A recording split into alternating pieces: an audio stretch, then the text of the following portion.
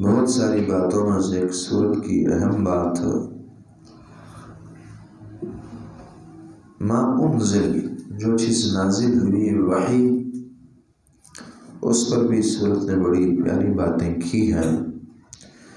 پچھے بار بار یہ لفظ گزرا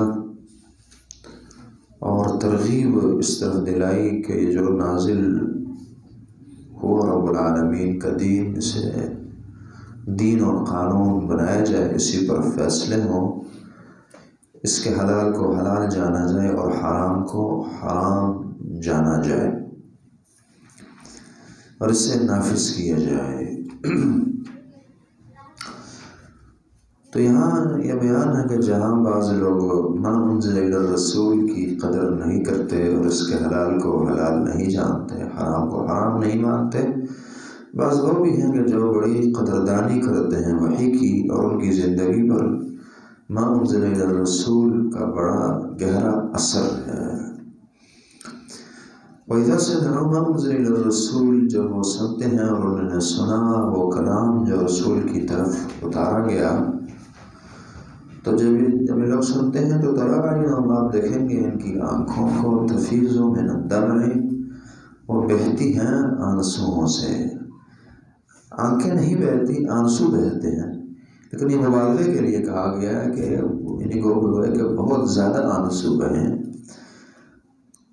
مما عرفوا من الحق، بوجہ جنہوں نے حق کی پہچان حاصل کی۔ وحی اور قرآن نے اور وحی جو اللہ کی طرف سے احکامات اترے ہیں، ان کا ان کی زندگی پر اتنا اثر ہے کہ وہ سن کر رو پڑتے ہیں۔ مما عرفوا من الحق، یہ ہوتا ہے کہ بندہ بعض اوقات جب سوچے کہ اللہ نے کتنی بڑی دولت مجھے دی ہے اور شکر ہے کہ قرآن اور حدیث ہے، تو رو پڑتا ہے بندہ اس کی محبت میں اور خوف کھا کر۔ مما عرفوا من الحق، اسی طرح گمراہی کی زندگی گزاری، اب ہدایت کی طرف آیا تو اس سے کل کی زندگی پر رونا دھونا آتا ہے۔ مما عرفوا من الحق۔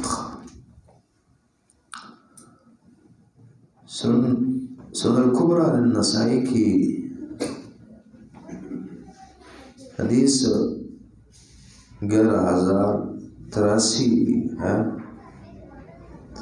اور اسی طرح مسند البزار میں 2183 نمبر حدیث ہے، اور امام طبری رحمہ اللہ نے بھی نقل کی ہے صحیح سند سے کہ یہ آیت جو ہے یہ اتری ہے نجاشی وغیرہ کی طرح لوگوں کے متعلق، اور پھر عام بھی ہر زمانے میں بعض لوگ ایسے ہوتے ہیں کہ جو قرآن، ویسے تو بڑے بڑے مسائل، بڑی مسائل، بڑی شدائد انہیں رلا نہیں سکتی، لیکن قرآن سن کے بس رو پڑتے ہیں۔ مما عرفوا من الحق تفیض من الدمع، اور یہ پھر بہت بڑی بات ہے۔ سنن ترمذی کی 1639 نمبر صحیح حدیث ہے، نبی صلی اللہ علیہ وسلم فرماتے ہیں عینان لا تمسهما النار، دو آنکھیں ایسی ہیں جنہیں آگ نہیں چھو سکتی، نہیں پا سکتی۔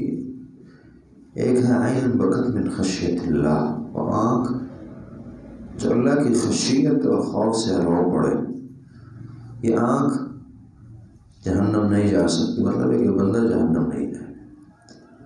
اور اسی طرح وہ عین باتت تحرس فی سبیل اللہ، وہ آنکھ جو اللہ کی راہ میں پہرا دے، یہ آنکھ جو ہے جہنم نہیں جا سکتی۔ مما عرفوا من الحق یقولون، کہتے ہیں ربنا ہمارے رب آمنا ایمان لائے فاکتبنا مع الشاہدین، ہمیں لکھ لیجیے شہادت دینے والوں سے۔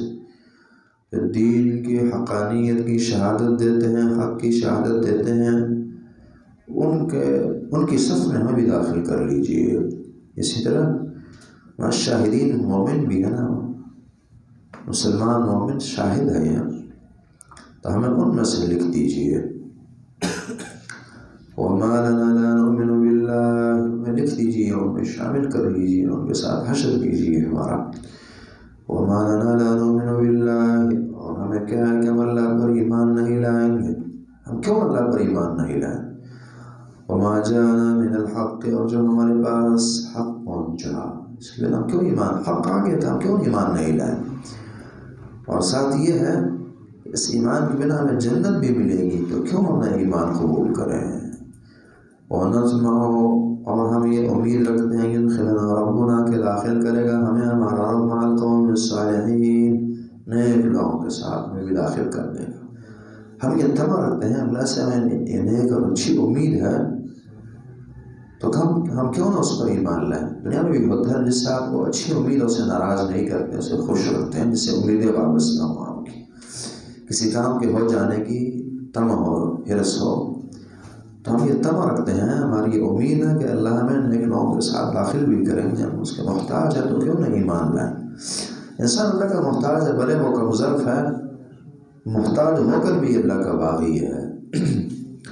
بات اتنی اچھی کی کہ اللہ کو بڑی پسند آ گئی اور جنت مل گئی۔ اس طرح بخاری کی روایت پیچھے آپ نے پڑھی 64-78 نمبر کہ ان العبد یتکلم بالکلمۃ من رضوان اللہ، بندہ بعض اوقات اللہ کی رضا کی بھی بات کر جاتا ہے، لا یلقی لہا بالا، خودوں کو بڑی بات نہیں سمجھتا اسے، لیکن اللہ اس کے درجات جو ہے بہت بلند کر دیتے ہیں تاکہ جنتوں کو بھی بعض اوقات یہ پا لیتے ہیں، اور اسی طرح بات نکالتا ہے بڑی چھوٹی سمجھ کر، اللہ کے یہاں بڑی عجیب ہوتی ہے اور جہنم کا ذریعہ بن جاتی ہے اللہ کی ناراضگی کا۔ تو انہوں نے بڑی پیاری بات کی، اللہ کو پسند آئی۔ فَأَثَابَهُمُ اللَّهُ، تو اللہ رب العالمین نے بدلے میں دیا انہیں بما قالوا، جو انہوں نے کہا، جو بات انہوں نے کہی اور جو نظریہ انہوں نے اپنایا کہ ہمارا رب ہمیں جنت میں داخل کریں گے، نیک لوگوں کے ساتھ رکھیں گے۔ حدیث قدسی ہے نا، عند ظن عبدی بی، جس طرح کی بندے کی سوچ ہوتی ہے اللہ اسی طرح کرتے ہیں، اس لیے بندے کو اللہ سے اچھی سوچ رکھنی چاہیے کہ اللہ کامیابیاں بلائیاں مجھے دے رہے ہیں، دیں گے اور جنت میں داخل کریں گے۔ جنت کی امید بندے کو رکھنی چاہیے۔ یہ آیت کہتی ہے نا، انہوں نے جنت کی امید رکھی تو اللہ نے جنت دی۔ فَأَثَابَهُمُ اللَّهُ، تو اللہ رب العالمین نے بدلے میں دی بما قالوا، بوجہ جو انہوں نے بات کی، اس بات کی وجہ سے انہیں دی بدلے میں کیا؟ جنات، جنتیں دی، تجری من تحت الانہار، جس کے نیچے نہریں بہتی ہیں، خالدین فیہا، اس میں ہمیشہ رہیں گے۔ وَذَلِكَ جَزَاءُ الْمُحْسِنِينَ، اور یہ بدلہ ہے نیکوکاروں کا، نیک لوگوں کا یہ بدلہ ہے۔ اشارہ دیا کہ جو بھی نیک بنے گا، ایسی عادتیں پیاری پیاری اپنائے گا، والذین، بڑے وہ گناہگار کیوں نہ ہوں، گناہوں کا خوف ہوگا اور اللہ سے اچھی امید اور تمام جنت کی ہوگی۔ والذین کفروا وکذبوا بآیاتنا، اور جنہوں نے کفر کیا اور تکذیب کی ہماری آیتوں کی، ہماری آیتیں نہیں مانی ہیں، اولئک اصحاب الجحیم، یہی لوگ ہیں جو جہنمی ہیں، جہنم جائیں گے، جو ان کے الٹ ہیں۔ یا ایھا الذین آمنوا، اے وہ لوگ جو ایمان لائے ہو، یہاں کچھ مومن ہیں ان کی بھی صفات بیان کی جا رہی ہے۔ یا ایھا الذین آمنوا، اے وہ لوگ جو ایمان لائے، انہیں ترغیب ہے، لا تحرموا طیبات، تم حرام نہ سمجھو، حرام نہ کرو، دونوں ہیں اس کے اندر، طیبات وہ پاک چیزیں، ما اللہ لکم، جو اللہ نے تمہارے لیے حلال کی، اللہ نے جو چیزیں حلال کی اسے حرام نہ ٹھہراؤ اور حرام نہ سمجھو، ولا تعتدوا، اور حد سے بھی آگے نہ بڑھو، جو اللہ کی حدود ہیں اسی تک رہو، ان اللہ لا يحب المعتدین، بے شک اللہ رب العالمین جو ہے محبت نہیں فرماتے زیادتی کرنے والوں سے، جو زیادتی کرتے ہیں حدود کو کراس کرتے ہیں۔ اس لیے کہا کہ لوگ اکثر تحلیل اور تحریم حدود کراس کر جاتے ہیں۔ وَكُلُوا مِمَّا رَزَقَكُمُ اللَّهُ، تم کھاؤ جو اللہ رب العالمین نے تمہیں بطور رزق دیا، حلالا طیبا، حلال اور طیب پاک، حلال بھی ہے اور پاک بھی ہو، یہ دو چیزیں، پاک چیز حلال تو ہوگی لیکن طیب نہ ہوگی، اس لیے وہ حرام ہو جائے گی۔ جس طرح اب شراب انگور سے، کھجور سے بنے گی، بظاہر اس کے اندر کوئی ایسی گندگی والی چیز نہیں ہے، لیکن یہ کہ وہ قرآن نے رجس سے کہا، غیر طیب کہا، یہ بعض اوقات طیب ہوگی اور حلال نہ، دونوں سائڈ۔ تو اسلام میں دونوں چیزیں ضروری ہے کسی چیز کے کھانے کا استعمال کرنے کے لیے، کہ وہ حلال بھی ہو اور طیب بھی پاک ہے۔ وَاتَّقُوا اللَّهَ الَّذِي أَنتُم بِهِ مُؤْمِنُونَ، تم ڈرو اس اللہ سے جس پر تم ایمان رکھنے والے، جس اللہ پر تمہارا ایمان ہے اس سے اللہ سے ڈرو۔ لہٰذا جب تقویٰ ہے تو خود ہی بندہ اللہ کے حرام کو حرام اور حلال کو حلال جانے گا۔ لا یؤاخذکم اللہ باللغو فی ایمانکم.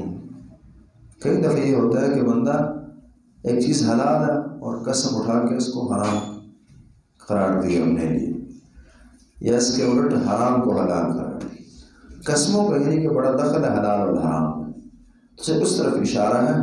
اس طرح سے بخاری میں ایک حدیث بھی ہے نا، ابو بکر کے مہمان تھے، کسی وجہ سے وہ لیٹ ہو گئے، نبی علیہ السلام کے ساتھ تھے، تو آ کر پوچھا کھانا کھایا؟ نہیں کھایا. کہا جی میں بھی نہیں کھاؤں گا، قسم اٹھا لی. پھر بعد میں غصہ ٹھنڈا ہوا، کہا کہ نہیں بس کفارہ دیتے ہیں، آئے کھاتے ہیں. تو مطلب یہ کہ بعض اوقات حلال اور حرام، بلکہ اکثر حلال اور حرام کے بعد میں قسموں کو گھسایا جاتا ہے، اس لیے قسم کا کفارہ شروع. لا یؤاخذکم اللہ ولا رب العالمین، تمہارا مواخذہ نہیں کریں گے، تمہاری پکڑ نہیں کریں گے، حساب و کتاب نہیں کریں گے.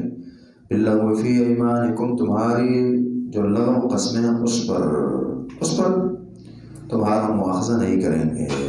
بیشک نے عائشہ کی روایت پڑھی تھی 66-63 نمبر حدیث بخاری کی، کہ اس سے بندے کی بلا اللہ ہے، اس قسم کی قسمیں مراد ہے. جو بندہ غیر ارادی طور پر قسمیں کرتا رہتا ہے وہ مراد ہے. اور ابن عامر کثیر رحمہ اللہ لکھتے ہیں کہ والصحیح انہ الیمین من غیر قصد، کہ اس سے مراد وہ قسم ہے جو بندے کا ارادہ نہ ہو، ویسے زبان سے نکل جائے. کیونکہ اللہ خود آگے فرماتے ہیں کہ وَلَكِنْ يُؤَاخِذُكُم بِمَا عَقَّدتُّمُ الْأَيْمَانَ، کہ جو تم ارادے سے کھاؤ اس کا مواخذہ ہونا. ٹھیک ہے، یہ بھی اچھی تفسیر ہے. وَلَكِنْ يُؤَاخِذُكُم، اللہ رب العالمین تمہارا مواخذہ کریں گے بِمَا عَقَّدتُّمُ الْأَيْمَانَ، جو تم مضبوط قسمیں اٹھاؤ. عقد گرے کو کہتے ہیں نا، مضبوطی مراد ہے. جو مضبوطی سے باندھی ہوں وہ قسمیں، اس کا مواخذہ ہوگا. مواخذہ ہوگا اس لیے نہ اٹھائی جائے ایسی قسمیں بلا وجہ، اور اگر اٹھا لیے تو پوری کرنی چاہیے. اللہ کیا ہوگا، گناہ کا یا خیر کا کام نہ ہو تو پھر کیا ہوگا. تو پھر سے بخاری کی 66 اور 49 نمبر حدیث رسنا فرماتے ہیں واللہ احلف علی یمین فلا خیر منها الا اتیت الذی هو خیر وتحللتها، کہ جب بھی میں کوئی قسم اٹھاتا ہوں اور مجھے خیر کسی اور کام میں نظر آئے تو میں اس کا کفارہ دے کر اسی کام کو کر لیتا ہوں، پھر کفارہ ہوگا. تو جو یہ لوٹل قسم ہے اس پر کفارے وغیرہ بھی نہیں. پیچھے بات گزر چکی ہے. اب کفارہ کیا ہے؟ یہاں کفارہ آ گیا. فکفارتہ، بس کفارہ اس قسم کا اطعام 10 مساکین، 10 مسکینوں کو کھانا کھلانا ہے. من اوسط ما تطعمون، اوسط درجے کا، درمیانے درجے کا، ما تطعمون جو تم کھاتے ہو کھلاتے ہو، اہلیکم اپنے اہل کو، یعنی جتنا تمہارا خود کا استعمال ہے کھانے کا، نارمل کھانا جو تم کھاتے ہو اسی کے مطابق، ہر بندہ جو نارمل کھانا کھاتا ہے اسی کے مطابق کفارہ ہو. ما تطعمون اہلیکم او کسوتہم، یا دوسری چیز یا انہیں بلباس پہنایا جائے گا مسکینوں کو. او تحریر رقبہ، یا یہ ہے کہ غلام کی آزادی ہوگی. کھانا کھلانا اور نہیں تو کھانا لباس یا غلام کی آزادی.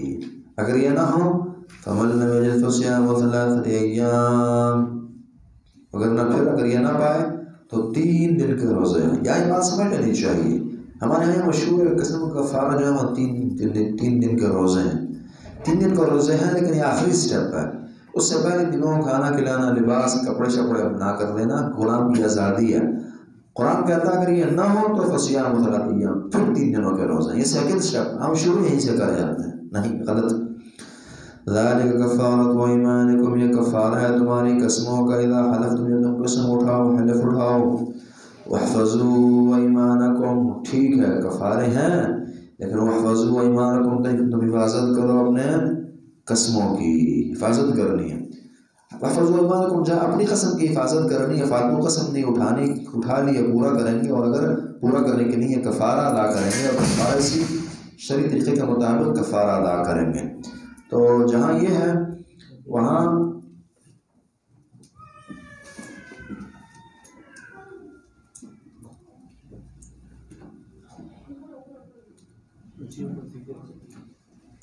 جی توجہ رکھیں انشاءاللہ خیریت ہوگی. تو جہاں اصل اپنی قسم اس کی حفاظت ہے، وہاں حدیثوں نے ابرار المقسم بھی کہا ہے۔ سے بخاری کی 2445 نمبر حدیث میں ابرار المقسم کا حکم ہے کہ کسی نے قسم اٹھا لی ہے اور آپ اس کی قسم پوری کر سکتے ہیں تو پوری کرنی چاہیے۔ مثلا جی کسی نے قسم اٹھا لی کہ اللہ کی قسم آپ کھانا کھائیں گے، تو اب وہ آپ اگر دل نہیں بھی کرتا کھا لیں تاکہ اس کی قسم پوری ہو جائے، کسی کی قسم ضائع نہیں کرنی ہے۔ وَحْفَظُوا أَيْمَانَكُمْ، اپنی بھی حفاظت، اپنے قسم کی بھی حفاظت، اپنی قسم کی بھی حفاظت، اور مسلمانوں کی قسموں کی بھی حفاظت کرنی ہے۔ كَذَلِكَ يُبَيِّنُ اللَّهُ، اللہ رب العالمین بیان کرتے ہیں تمہارے لیے آیاتی، اپنی آیات لعلکم تشکرون، تاکہ تم شکر ادا کرو۔ شکر کرنے کی چیز ہے نا، اگر اللہ ایک قسم کا کفارہ نہ رکھتے پھر کیا کرتے ہو؟ لعلکم تشکرون۔ یا ایھا الذین آمنوا، اے وہ لوگ جو ایمان لائے ہو، انما الخمر والمیسر، آگے مزید یہاں ایک دوسری حرام چیز اس کا تذکرہ، کچھ مزید یہاں ذکر ہے۔ یا ایھا الذین آمنوا، اے وہ لوگ جو ایمان لائے ہو، انما الخمر والمیسر، بے شک خمر جو ہے شراب، ہم نے بات کی خمر سے، بخاری کی روایت نے بتایا تھا الخمر ما خامر العقل، 55 81 بخاری، خمر سے مراد جو عقل پر پردے ڈالے، لہذا جہاں سے شراب وہاں چھوٹے نشے بھی اس کے اندر داخل۔ سے مسلم کی 2003 حدیث نے کہا تھا کل مسکر خمر و کل مسکر حرام، ہر نشہ آور چیز یہ خمر ہے اور ہر نشہ آور چیز جو ہے یہ حرام بھی ہے۔ تفسیر الحمدللہ بات ہو چکی ہے۔ انما الخمر والمیسر، بے شک شراب، والمیسر اور جوا، والانصاب اور انصاب، کل ما ینصب ویعبد ویعظم، جو بھی بندگی کے لیے نصب کیا جائے، وہ بت ہو، قبر ہو، حجر ہو، شجر ہو، سب اس کے اندر داخل۔ والازلام، ازلام کل آپ نے پڑھا ظلم کی جمع یا ظلم کی جمع، کہ جو تیروں کے ذریعے وہ قسمت معلوم کرتے تھے، فال نکالتے تھے اور گوشت وغیرہ کو تقسیم کرتے تھے، تمام رزقوں یہ گندگیاں ہیں، سب شراب، جوا، انصاب اور ازلام، یہ سب گندگیاں من عمل الشیطان، شیطان کے اعمال میں سے ہیں، شیطانی عمل ہے۔ فاجتنبوہ، اس سے بچو، لعلکم تفلحون، تاکہ تم فلاح پا جاؤ۔ اس سے بچنے میں فلاح ہے، بعض کاموں کے کرنے میں، خیر کے کرنے میں فلاح ہوتی ہے اور شر کے چھوڑنے میں فلاح ہوتی ہے۔ انما یرید الشیطان، بے شک شیطان کا ارادہ یہ ہے، اس کی یہ گندگی یہ ہے، اور ایک وجہ شیطان کا کام ہونے کی یہ ہے کہ اس سے نفرتیں آتی ہیں۔ اس لیے مفسرین نے لکھا ہے ہر وہ کھیل جو نفرتوں کا، دشمنیوں کا ذریعہ بنے، وہ کھیل حرام ہے۔ اس بنا آپ بھلے اس کو 90 کھیل سمجھیں، لیکن کرکٹ نمبر 1 اور پہلے نمبر پر اس کے اندر داخل ہے۔ انما یرید الشیطان، بعض فتنوں کا رد کرنا بھی فتنہ ہوتا ہے، ہم جانتے ہیں، لیکن جو فتنہ و فتنہ کہا جائے گا اس کے اندر کرکٹ وغیرہ پہلے نمبر پر داخل ہے۔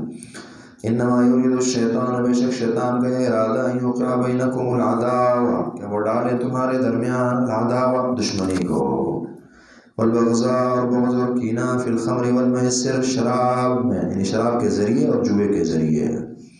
وَيَصُدَّكُمْ عَنْ ذِكْرِ اللَّهِ، اور وہ تمہیں روکتا ہے اللہ رب العالمین کی یاد سے۔ اس کے اندر یہ صفات ہے نا، دشمنیاں پیدا ہوتی ہیں، نمازیں جاری ہوتی ہیں، صرف اپنی نمازیں نہیں، ساری قوم کی نمازیں یہ ظالم ضائع کروا رہے ہوتے ہیں۔ وَيَصُدَّكُمْ عَنْ ذِكْرِ اللَّهِ، اور کھیلنے والے کی بھی ضائع ہو رہی ہوتی ہے، اور پھر بھی یہ حلال ہو، یہ کسی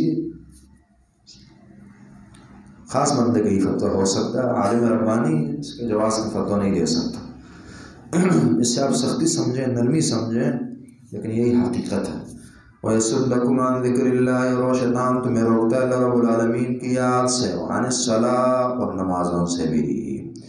فَهَلْ أَنْتُمْ مُنْتَهُونَ، اس لیے جو کھیل کود بھی یہ صفات رکھے ہیں وہ بھی بس نشے ہی ہے۔ فَهَلْ أَنْتُمْ مُنْتَهُونَ، کیا تم باز آنے والے نہیں ہو؟ ہم نے کہا تھا کہ شراب کے متعلق 3 آیتیں اتری ہیں اور 3 اسٹیپ ہیں۔ سنن ابو داؤد کی 3670 نمبر حدیث اچھی وضاحت کرتی ہے کہ عمر بن خطاب رضی اللہ تعالیٰ عنہ یہ ملہم انسان تھے نا، معاملات کو سمجھنے والے، انہوں نے اللہ سے دعا کی کہ یا اللہ بین لنا فی الخمر بیانا شفاء، یا اللہ کہ ہمیں شراب کے متعلق جو ہے شافی اور کافی بیان اور وضاحت کر دیجیے۔ تو آیت نازل ہوئی تھی، پیچھے گزر چکی ہے، کہ وَإِثْمُهُمَا أَكْبَرُ مِن نَفْعِهِمَا، کہ شراب اور جوئے میں کچھ فائدے بھی ہیں لیکن اس کا گناہ زیادہ ہے۔ پہلی آیت نازل ہوئی، کچھ لوگوں کو رک گئے جو جاننے والے ہیں، سمجھنے والے تھے۔ عمر نے پھر دعا کی کہ اللہ بیننا بیان شفا، کوئی واضح حکم مزید نازل کیجیے۔ اور اللہ نے پھر کہا لا تقربوا الصلاۃ وانتم سکارى، نشے کی حالت میں نماز کے قریب نہ جانا۔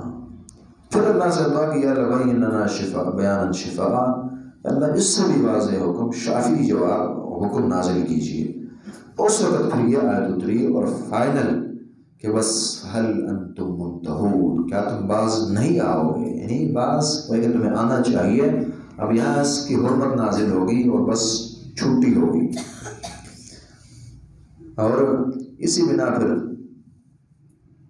سے بخاری کی 64 نمبر حدیث، نبی علیہ السلام نے حکم دیا اور ندا لگانے والے نے ندا لگائی کہ ان الخمر قد حرمت، شراب جو حرام ہو گئی۔ ابو طلحہ کہتے ہیں کہ مجھے انس نے کہا کہ بس جائیے جو شراب ہے اس کو انڈیل دینا، تو اس کو پھر انڈیل دیا گیا اور اس طرح کے مدینہ کی گلیوں میں جو ہے وہ شراب بہ رہی تھی۔ دوسری روایت بتاتی ہے کہ پھر کسی نے منہ تک شراب کو نہیں لگایا۔ یہی نہیں بلکہ صحابہ کی اتنی تابعداری تھی کہ جو پہلے وہ پیتے رہے ہیں، خاص کر وہ لوگ جو شراب حلال تھی وہ پیتے رہے اور فوت ہو گئے ہیں، ان کے بارے میں سوچنے لگے ان کا کیا بنے گا۔ تو اللہ نے پھر اگلی آیت نازل کی لیس علی الذین آمنوا وعملوا الصالحات جناح فیما، یہ کے بارے میں اتری ہے۔ سے بخاری کی 64 نمبر حدیث بتاتی ہے کہ کوئی نہیں، اس وقت وہ حلال تھی تو اس نے اوپر کوئی مواخذہ اور پکڑ نہیں ہوگی ان کی۔ وَأَطِيعُوا اللَّهَ وَأَطِيعُوا الرَّسُولَ وَاحْذَرُوا، اللہ کی اطاعت کرو، رسول کی اطاعت کرو، وَاحْذَرُوا اور ڈرو، اللہ کی باتیں مانو اور نشے تماشے جو چیزیں اللہ نے حرام کی سے حرام جانو۔ اور پھر جس طرح کہ اس کا پینا حرام ہے، وہاں سے مسلم کی 79 نمبر 79 نمبر حدیث بتاتی ہے ان الذی حرم الشرب حرم بیعہا، اس اللہ نے اس کا پینا حرام کیا ہے، اس نے اس کا بیچنا بھی حرام کیا، بیچنا بھی حرام۔ اور سے بخاری کی 557 نمبر حدیث من شرب الخمر فی الدنیا ثم لم یتمنہ حرمہا فی الآخرہ، ایسا بندہ جو دنیا میں پیتا رہا توبہ اس نے نہ کی تو آخرت میں پھر عظیم نعمت اور عظیم شراب بسم اللہ فیہا غور ونمنا ینزفون کی صفات ہے، اس سے یہ بندہ محروم ہوگا۔ وَأَطِيعُوا اللَّهَ وَأَطِيعُوا الرَّسُولَ وَاحْذَرُوا، اللہ کی اطاعت کرو، رسول کی کرو، وَاحْذَرُوا اور بچو اور ڈرو اللہ کی نافرمانی، رسول کی نافرمانی کرنے سے، گناہوں میں پڑنے سے، حلال کو حرام، حرام کو حلال جاننے سے۔ فَإِن تَوَلَّيْتُمْ، اگر تم پھر جاؤ، فَاعْلَمُوا جان لو أَنَّمَا عَلَىٰ رَسُولِنَا الْبَلَاغُ الْمُبِينُ، بے شک ہمارے رسول کے ذمہ جو ہے واضح طور پر پیغام کا پہنچا دینا۔ رسول کی ڈیوٹی صرف یہ ہے۔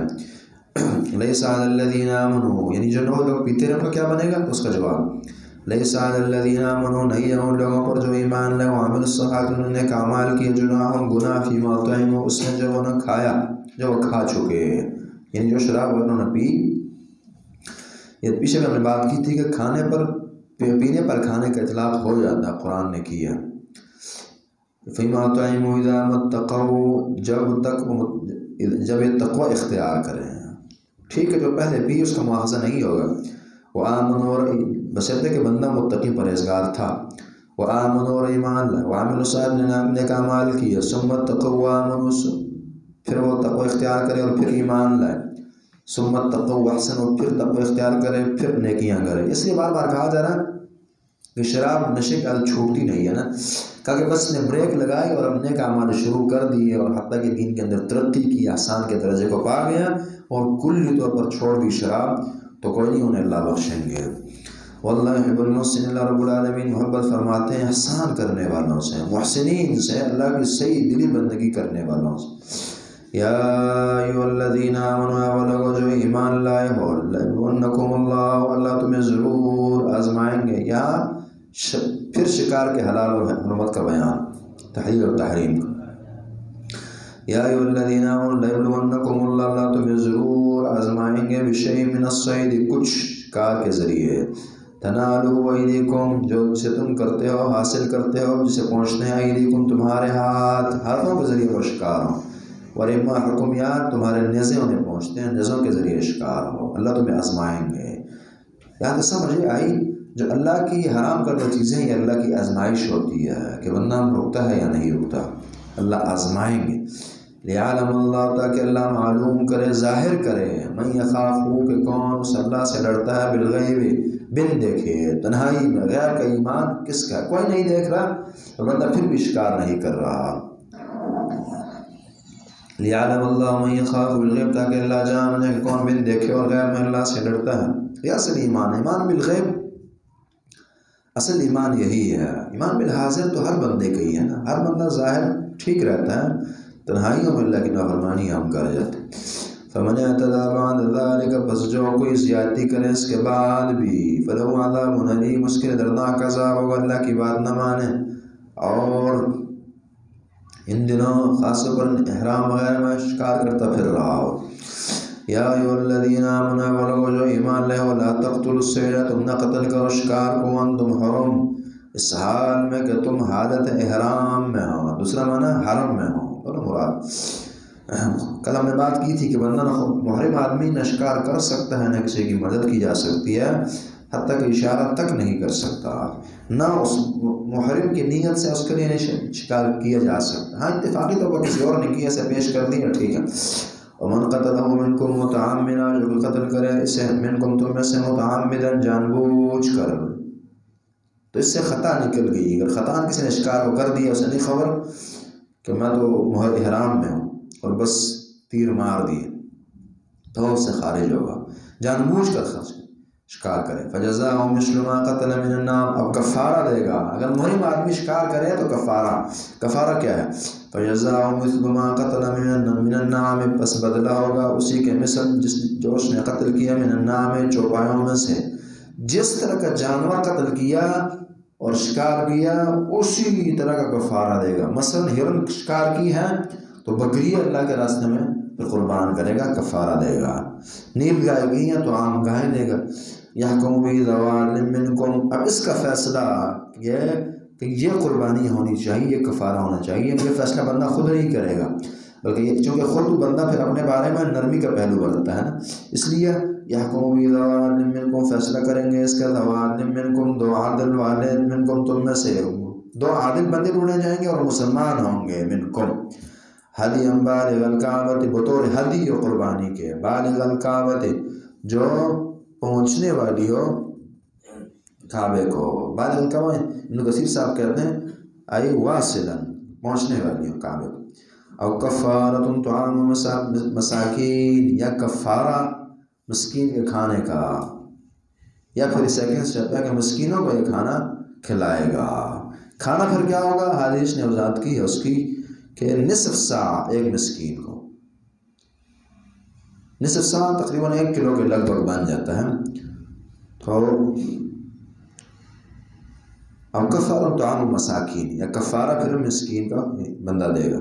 او عدل ذلک الصیام، یا اس کے برابر جو روزے ہوں گے، اس کے برابر روزے ہوں گے، یعنی اس نصف سا کے برابر، اس کفارے کے برابر نا، ہر نصف سا کے بدلے ایک روزہ ہے۔ مثلا 10 کلو کے بدلے 10 روزے بندہ رکھے گا، اس پر کفارہ بنتا ہے 10 کلو کا، تقریباً 5 سا بنتے ہیں، لگ بھگ بنتے ہیں۔ تو اسی کے مطابق جو پھر یہ ہے وہ اللہ کے راستے میں روزے رکھے گا، 10 روزے مثلا اس بندے نے رکھے۔ کیوں یہ سزا دی؟ لیذوق وبال امر، تاکہ یہ چکھ لے وبال امری، اپنے اس کام کی سزا اور وبال کو، تاکہ اندر پھر احتیاط کرے۔ عفا اللہ، جو پہلے ہوتا رہا اس کا کیا بنے گا؟ تو عفا اللہ عما سلف، جو ہو چکا وہ اللہ نے بخش دیا۔ ومن عاد، اور جو کوئی پلٹے دوبارہ کرے کام، تو فینتقم اللہ من اللہ رب العالمین، اس سے انتقام لیں گے۔ جو دوبارہ یہ جان کر اس کی حرمت پھر بھی شکار کرتا ہے، اللہ سے انتقام لیں گے۔ اللہ کے قانون ہے کہ خطا پر اللہ سزا کم دیتے ہیں، بندہ جان بوجھ کر جب ایک بار کیا پھر اللہ انتقام لیتے ہیں۔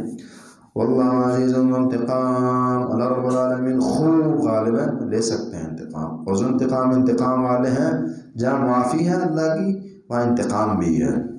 احل لکم صید البحر، ہاں محرم آدمی جو ہے وہ سمندری شکار کر سکتا ہے۔ احل لکم، حلال ہے تمہارے لیے صید البحر، اس میں اللہ کی حکمتیں بھی ہیں۔ اس زمانے میں مثلا محرم آدمی نے پاکستان سے وہاں جانا، سمندری سفر ہوتے تھے، تو اب وہاں کچھ کھانے پینے کا بندوبست بھی ضروری تھا۔ وحل لکم صید البحر، حلال کر دیا گیا تمہارے لیے صید تمہارے لیے یعنی وہ جو محرمین ہیں، صید البحر پانی کا شکار، سمندر کا شکار، سمندر کا شکار، اور طعام اس کا کھانا۔ یہاں مختلف تفسیریں کی گئی ہیں، ایک اچھی تفسیر عبداللہ بن عباس کی ہے، امام طبری رحمہ اللہ نے ذکر کی ہے صحیح سند سے، کہتے ہیں صید البحر سے مراد جو ہے جو تازہ ہو، الطری، تازہ شکار بندے نے کی اور کھایا، اور طعام ہو ما قذفا، جو سمندر خود بعض اوقات مچھلی باہر پھینک دے گی مار کر، سے مراد وہ ہے طعام ہو۔ اور بعض نے ہٹ کر بھی معنی کیے ہیں کہ صید البحر سے مراد وہ جو خود شکار کیا جائے، اور طعام ہو سے مراد جو پانی خود باہر پھینک دے۔ اور یہ بھی کہا گیا ہے صید البحر سے مراد تازہ شکار ہے، اور طعام ہو سے مراد جو پہلے کیا گیا تھا اور بعد میں یہاں لایا گیا۔ اور یہ بھی کہا گیا ہے صید البحر کا مراد، صید البحر سے مراد شکار کرنا ہے، اور طعام ہو اس کا کھانا ہے، یعنی ظاہری تفسیر ہے۔ متاع لکم، اور یہ اچھی تفسیر ہے والی جو آخری بھی ہے کہ جو سمندری شکار بھی حرام ہے اور اس کا کھانا بھی حرام، بشرطے کہ اس بندے کے لیے وہ کیا گیا ہو۔ متاع لکم وللسیارۃ، تمہارے فائدے کے لیے، وللسیارۃ، اور مسافروں کے لیے ہے۔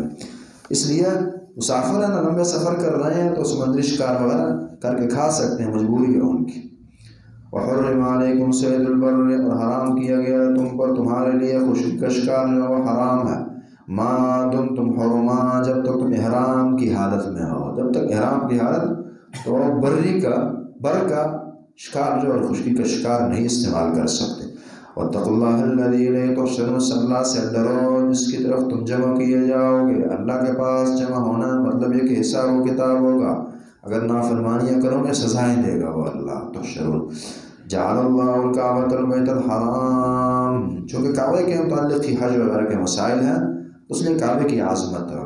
جعل اللہ الکعبۃ البیت الحرام، اللہ رب العالمین نے بنایا ہے کعبہ کو البیت الحرام، حرمت کا گھر، حرمتوں والا گھر ہے، یہاں حرمتیں ہیں ہر لحاظ سے۔ قیاما للناس، اللہ نے بنایا ہے بیت الحرام کو، کعبہ کو، بیت الحرام کو قیاما للناس، لوگوں کے قیام کا سبب ہو۔ ہم نے بات کی تھی کہ کعبہ لوگوں کی ہدایت کا بھی ذریعہ ہے اور لوگوں کے قیام کا بھی ذریعہ ہے، یعنی جب تک کعبہ ہے قیامت نہیں آئے گی، قیامت اس وقت آئے گی جب کعبہ نہیں رہے گا۔ بخاری کی 1596 نمبر حدیث ہے کہ یخرب الکعبۃ ذو السبقتین من الحبشۃ، کعبے کو دو باریک پنڈلیوں والا حبشی جو ہے وہ گرائے گا۔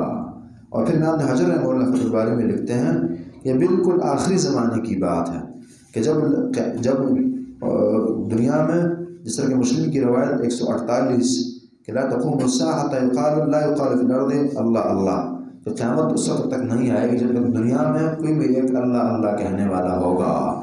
تو یہ اس زمانے کی بات ہے کہ جب بالکل اسلام اور اللہ کا نام لینے والے نہیں رہیں گے تو اس وقت پھر کعبہ بھی نہ ہوگا اور قیامت آ جائے گی۔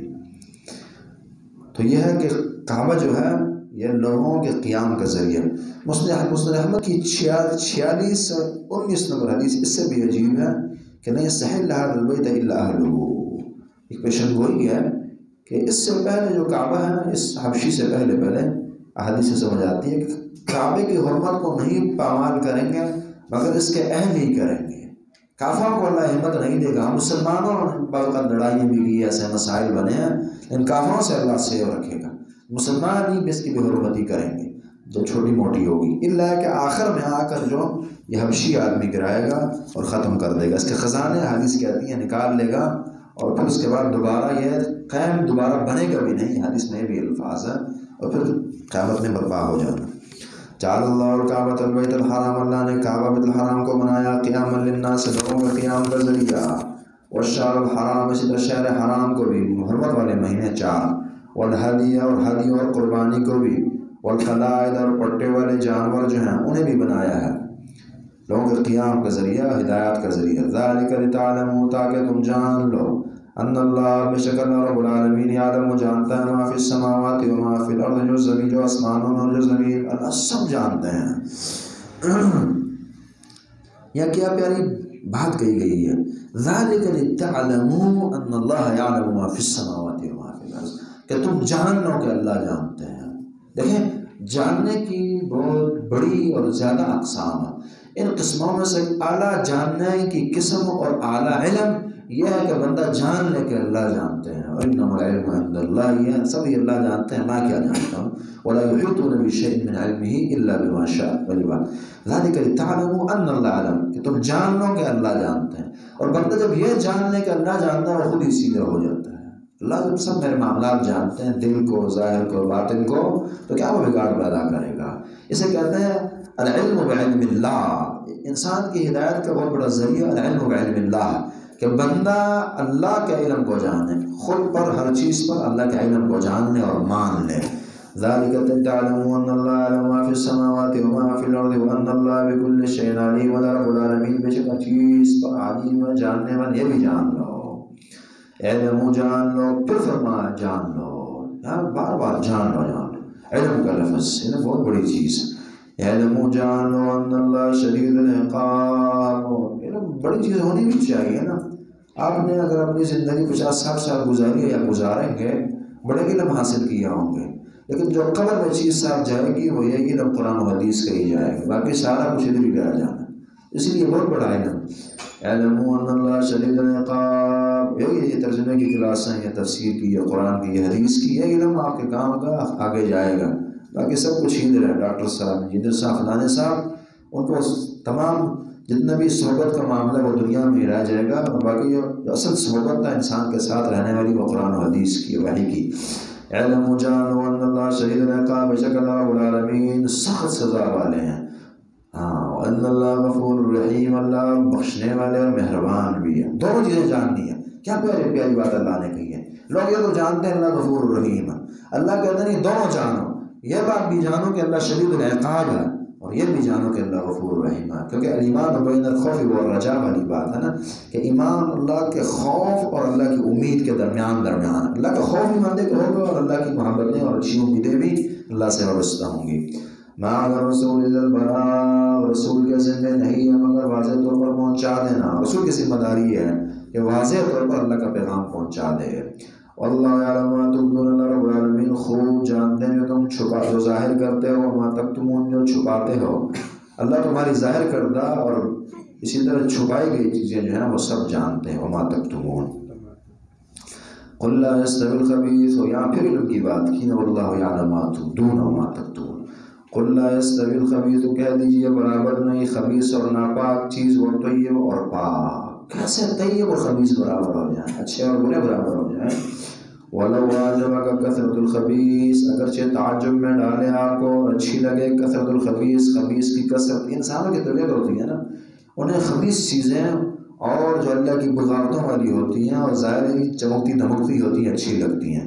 تو فرمایا اگرچہ تمہیں خبیث زیادہ اچھی لگتی ہوں گی، لیکن اللہ کے ہاں یہ قانون نہیں ہے۔ اللہ کے ہاں خبیث ہے، قابل نفرت ہے، اور طیب اور اچھائی اللہ کے ہاں پسندیدہ اور محبوب چیز ہے۔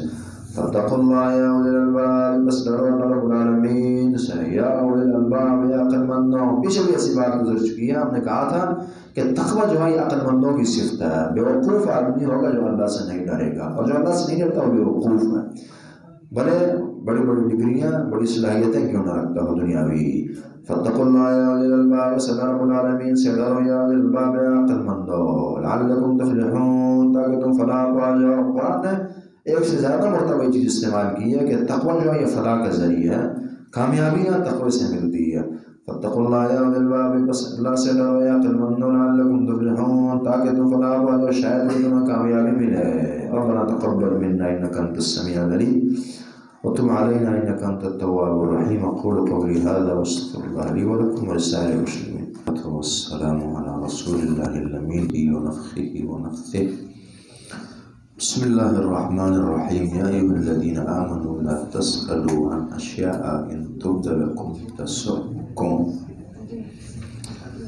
صحیح بخاری کی 70-89 نمبر 8-9 حدیث ہے کہ نبی کریم صلی اللہ علیہ وآلہ وسلم سے کچھ سوالات ایسے کیے گئے جو آپ علیہ السلام کو ناگوار گزرے، اچھے نہ لگے، انہیں غصہ آیا، اور انہوں نے پھر کہا کہ بس سلونی ما شئتم، بس جو پوچھنا ہے پوچھو مجھ سے، اور غصے سے یہ بات کہی۔ بعض لوگ نہ سمجھیں، انہوں نے سوالات بھی شروع کر دیے۔ ایک آدمی نے پوچھا کہ من ابی، اور اس آدمی کو بعض لوگ ان پر شک کرتے تھے کہ والد صاحب سے ان کی نسبت نہیں بنتی، تو انہوں نے غنیمت جانا اور پوچھ لیا کہ میرا ابا جی کون ہے؟ تو قسمت اچھی تھی، جواب مثبت آیا کہ ابو کا حذافہ صاحب آپ کے ابو ہیں جو تھے، وہ انہی کا نام لیا۔ لیکن یہ سوال عجیب تھا، اللہ کو پسند نہیں آیا، چونکہ اگر دوسرا جواب ہوتا جو ان کے حق میں نہیں تھا پھر کیا کرتے؟ پہلے تو شک والی بات تھی، یہ پکی ہو جانی تھی۔ ایسے سوال جو پھر روایت میں کہ عمر رضی اللہ تعالیٰ عنہ سمجھ گئے، انہوں نے عاجزی انکساری کے ساتھ بیٹھ کے نبی علیہ السلام ایک لحاظ سے معافی تلافی مانگی اور رضیت باللہ رب الاسلام محمد نبی کے کلمات وغیرہ کہے۔ تو اس پر یہ آیات اتری ہیں کہ ایسے سوال اللہ سے نہیں، ایسے سوال نہیں کرنے، اس کے نقصانات ہوں، مثبت سوال کرنے چاہیے۔ یہ بہت اچھی بات ہے کہ بندہ منفی سوالوں سے بچ کر رہے، سوال منفی نہ ہو، سوال بری نیت سے نہ ہو کہ خود کو بڑا دکھانا۔ یہ بھی ایک ہماری مصیبت ہے کہ زمانے میں عجب اور تکبر کی بیماری زیادہ ہے، ہر بندہ ہی خود کو بڑی چیز اور بڑی شے سمجھتا ہے۔ تو سوال کرنے کا مطلب جاننا کم ہوتا ہے، خود کو دکھانا زیادہ ہوتا ہے۔ تو نیت خالص ہونی چاہیے کہ خود جاننا مطلوب ہو، ہدایت مطلوب ہو۔ تو سوال اچھی نیت سے کیا جائے اور اچھا سوال کیا جائے اور اچھے انداز سے کیا جائے، ادب اور احترام کے دائرے میں رکھ کیا جائے، تو سوال کی گنجائش اسلام نے رکھی۔ اگر نیت خراب ہے، انداز غلط ہے یا سوال غلط ہے، تو یہ پھر اللہ رسول کی ڈیمانڈ نہیں، اور اس عید کے اندر یہ شامل ہوں کہ ایسے سوال نہیں کرنے چاہیے۔ یا ایھا الذین آمنوا، لوگوں جو ایمان لائے ہو، لا تسألوا عن اشیاء، سوال نہ کرو ایسی چیزوں کے بارے میں، تبد لکم تسؤکم، کہ اگر وہ تمہارے لیے ظاہر کر دی جائیں وہ چیزیں اور جواب دے دیے جائیں، تسؤکم، پھر تمہیں ناگوار گزرے ہیں، پھر تکلیف ہو۔ ایسے سوال نہ کرو سے پھر تمہیں تکلیف پہنچے۔ اور عرب کہتے ہیں من قال ما لا ينبغي سمع ما لا يشتهي، ایسی بات کرے گا جو کرنے کی نہیں ہے، پھر ایسی سننی پڑے گی جو سننے کی نہیں ہوگی۔ تو اچھا ہوشیار آدمی ہوتا بھی ہوگا کہ جو اپنے سوال کا جواب ذہن میں رکھ کر سوال کرتا ہے کہ اگلا اس کا جواب یہ دے سکتا ہے، متوقع جواب یہ ہو سکتا ہے، اور وہ جواب بھی برداشت کر سکتا ہوں یا نہیں، پھر سوال کریں۔ تو ایسے سوال نہ کرو کہ اگر وہ ظاہر ہوں تو پھر تمہیں تکلیف ہو، ناگوار گزرے۔ اب اگر نبی السلام جواب دیتے کہ نہیں آپ کے ابو، آپ کے والد صاحب جو ہیں وہ نہیں ہیں، دوسرے ہیں، تکلیف تھی۔ حدیثوں نے عظیم مجرم کہا اس بندے کو جو سوال کرے اور اس کے سوال کی وجہ سے ایک چیز حلال تھی حرام ہو جائے، یعنی مسلمان مشکل میں پڑ جائے، ایسے سوالات نہیں کرنے چاہیے۔ حدیث نے کہا نا وما سکت فهو مما عفا عنہ، اللہ نے بتا دیا جو ضرورت تھی انسان کی، جہاں اللہ رسول خاموش ہے تو اس کی معافی ہے، تو وہاں پوچھنے کی ضرورت نہیں ہوتی، الا کہ ضرورت ہو۔ وَإِن تَسْأَلُوا عَنْهَا حِينَ يُنَزَّلُ الْقُرْآنُ، اگر تم سوال کرو ان چیزوں کے بارے میں، حِينَ يُنَزَّلُ الْقُرْآنُ، جب قرآن جو ہے اتر رہا ہو، تُبْدَ لَكُمْ، تو وہ تمہارے لیے ظاہر کر دی جائے گی، یعنی جب قرآن اتر رہا اسی دوران اگر آپ سوال کریں تو اس کا جواب جو ہے دے دیا جائے گا، اس سوال کا جواب ممکن ہوگا اور دیا جائے گا۔ چونکہ شریعت کا زمانہ تھوڑا حساس زمانہ ہے، جب شریعت سازی ہوگی یا اب کسی کے سوال سے حلال چیز حرام نہیں ہوگی اور حلال جو ہے وہ حرام نہ ہوگی، دونوں طرف۔ عفا اللہ عنہ، اللہ رب العالمین نے معاف کر دیے۔ یہ صحابہ آپ دیکھ لیجئے قرآن میں جہاں بھی صحابہ کی اللہ نے کوئی غلطی بتائی ہے، کوئی پکڑ دی ہے، ساتھ ہی معافی کا تذکرہ بھی ہے۔ تو یہاں بھی فرمایا، پیچھے آپ نے سورہ آل عمران میں آیت پڑھی تھی، کون سی آیت تھی؟ اللہ نے صحابہ کی غلطی ذکر کر کے پھر معافی کا بھی اعلان کیا. 2 جگہوں میں آیت پڑھی. ایک آل عمران میں تھی، کون سی؟ عفا اللہ. اور جو واقع ہے نا کہ احد کے میدان میں صحابہ سے غلطیاں ہوئی، اللہ نے اس پر گرفت کی اور پھر آپ اپنے معافی کا بھی کہہ دی. تو یہاں بھی عفا اللہ، اللہ نے اسے بخش کر دی.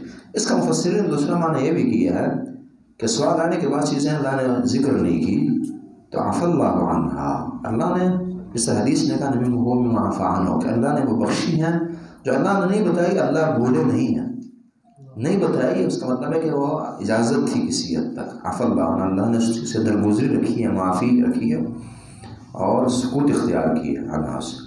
واللہ غفور حلیم، اللہ رب العالمین معاف کرنے والے. لیکن یہ جو اگلے الفاظ ہے واللہ غفور حلیم، یہ پہلے معنی کو زیادہ واضح کرنے ہیں کہ اللہ نے جو غلطیاں تھیں معاف کر دی ہیں. اللہ غفور حلیم، بخشنے والے اور بردبار ہیں. قد سأل قوم من قبلکم، بے شک سوال کیے تھے چیزوں کے بارے میں قوم نے من قبلکم، تم سے پہلے بھی بعض لوگوں نے سوال کیے تھے. تم اصبحوا بها کافرین، پھر اس پر وہ کفر کرنے والے بن گئے. سوال کیے، اللہ نے جواب دیا اور عمل کر کہا، پھر وہ نہ مانے اور کفر کر بیٹھے اس پر. تم اصبحوا بها کافرین. ما جعل اللہ من بحیرۃ ولا سائب، توجہ رہے گی آپ کی. ما جعل اللہ، نہیں بنائے اللہ رب العالمین نے نہیں مقرر کیے، اللہ نے نہیں مقرر کیے کیا؟ بحیرہ ولا سائبہ ولا وسیلہ، نہ بحیرہ نہ سائبہ نہ وسیلہ نہ حام. یہ جو چیزیں ہیں لوگوں نے بنا رکھی ہیں، اللہ نے نہیں رکھی. کیا؟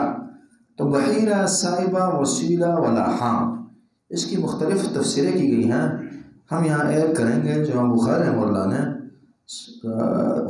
حدیث نمبر 46-23 پر ذکر کی ہے، اور سعید بن مسیب کی تفسیر ہے جو کہ سید التابعین ہیں اور بہت شان اور عظمت رکھنے والے تابعی ہیں. ان کی تفسیر، انہوں نے تفسیر یہ کی ہے. بحیرہ کہتے ہیں بدھ جو اس زمانے کے مشرکین تھے، وہ بعض جانوروں کا دودھ دھونا چھوڑ دیا کرتے تھے بتوں شتوں کے نام پر. کہتے تھے یہ بتوں کے نام ہے جی، چھڑاتے نہیں تھے، دودھ نہیں لیا کرتے تھے، انہیں بحیرہ کہتے تھے. سائبہ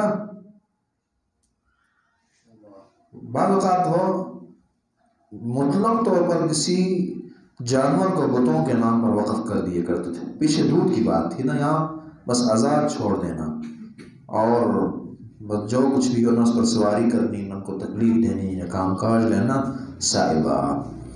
اسی طرح اسی بنا پھر نبی کریم صلی اللہ علیہ وسلم سے بخاری کی روایت میں ارشاد فرماتے ہیں کہ میں نے عامر بن لحی الخزاعی کو جہنم میں دیکھا اور بڑی سخت اور عجیب اس کی کیفیت تھی.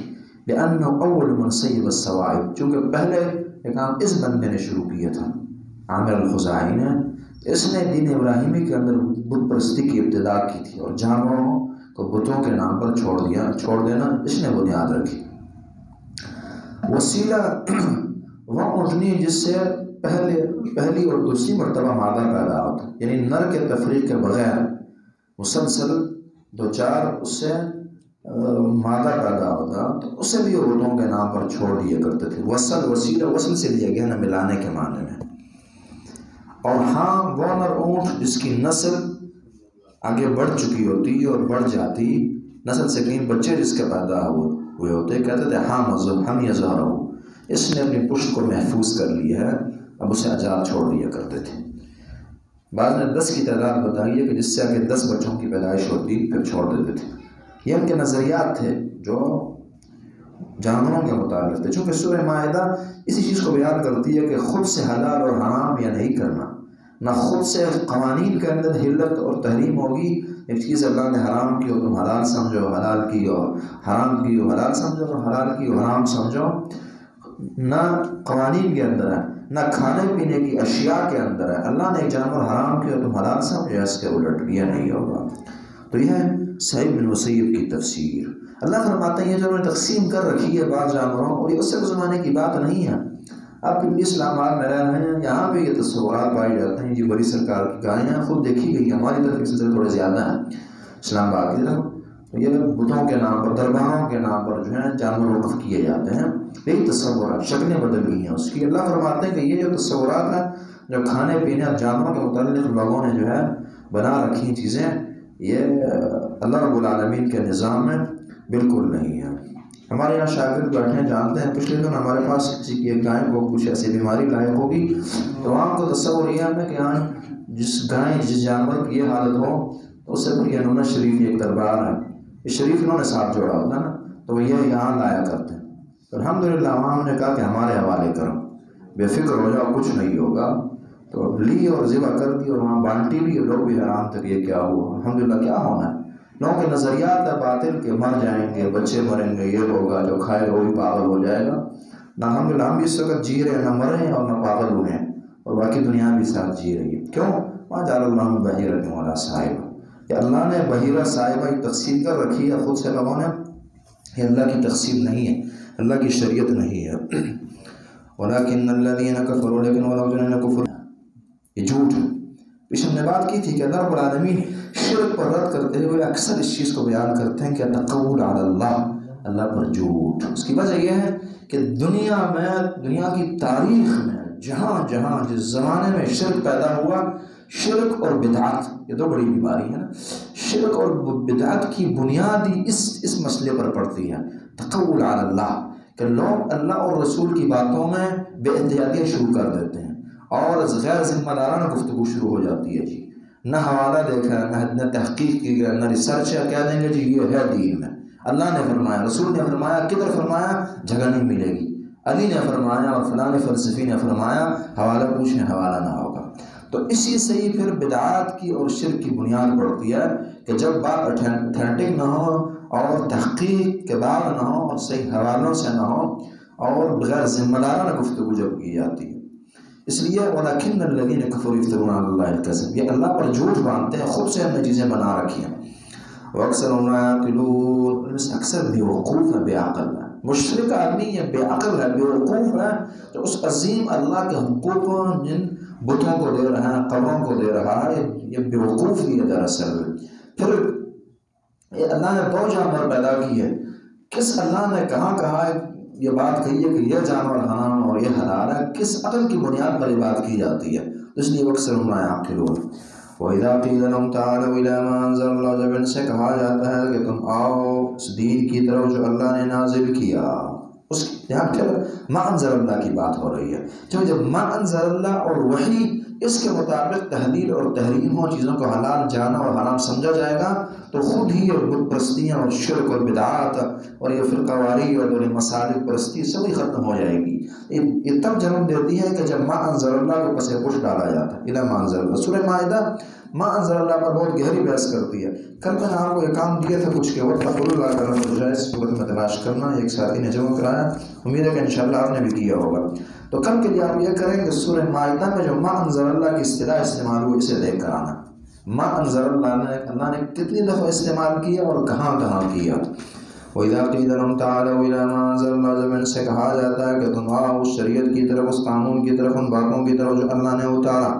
وَإِلَى الرَّسُولِ، اور رسول کی طرف آؤ، چونکہ رسول موجود تھے اس زمانے میں، اس لیے کہا کہ رسول کی طرف آؤ. اب اس زمانے میں رسول نہیں ہے لیکن رسول کی تعلیمات الحمدللہ موجود ہیں، قرآن اور احادیث سب موجود ہیں اور بالکل واضح اتھینٹک چیزیں ہیں، اس کی طرف آؤ. قالوا، تو یہ لوگ کہتے ہیں، بڑی پیاری بات اللہ نے کہی ہے اور یہ قیامت تک لوگوں نے یہ بات کہنی ہوتی ہے، اس لیے اللہ نے یہاں ذکر کی ہے. جب ان سے کہا جاتا ہے کہ اصل دین کی طرف آؤ، اصل دین مینز قرآن اینڈ حدیث، اس کی طرف آؤ، وحی کی طرف آؤ، ما انزل اللہ کی طرف آؤ. اب آپ جانتے ہیں کہ انزل اللہ نے کیا نازل کیا؟ قرآن کو نازل کیا، حدیث کو نازل کیا. اللہ نے کوئی فقہ نہیں اتاری، کوئی فرقہ نہیں اتارا، نہ شافعیت، نہ مالکیت، نہ حنبلیت، کچھ نہیں ہے، بعد کی چیزیں. انزل اللہ قرآن حدیث ہے. جب کہا جاتا ہے کہ اس کی طرف آؤ تو ان کا جواب کیا ہوتا ہے؟ قالوا حسبنا ما وجدنا علیہ آباءنا، کہتے ہیں کافی ہے وہ جس پر ہم نے پایا اپنے آبا و اجداد کو، ابا جی دادا جی کا دین کافی ہے ہمارے لیے.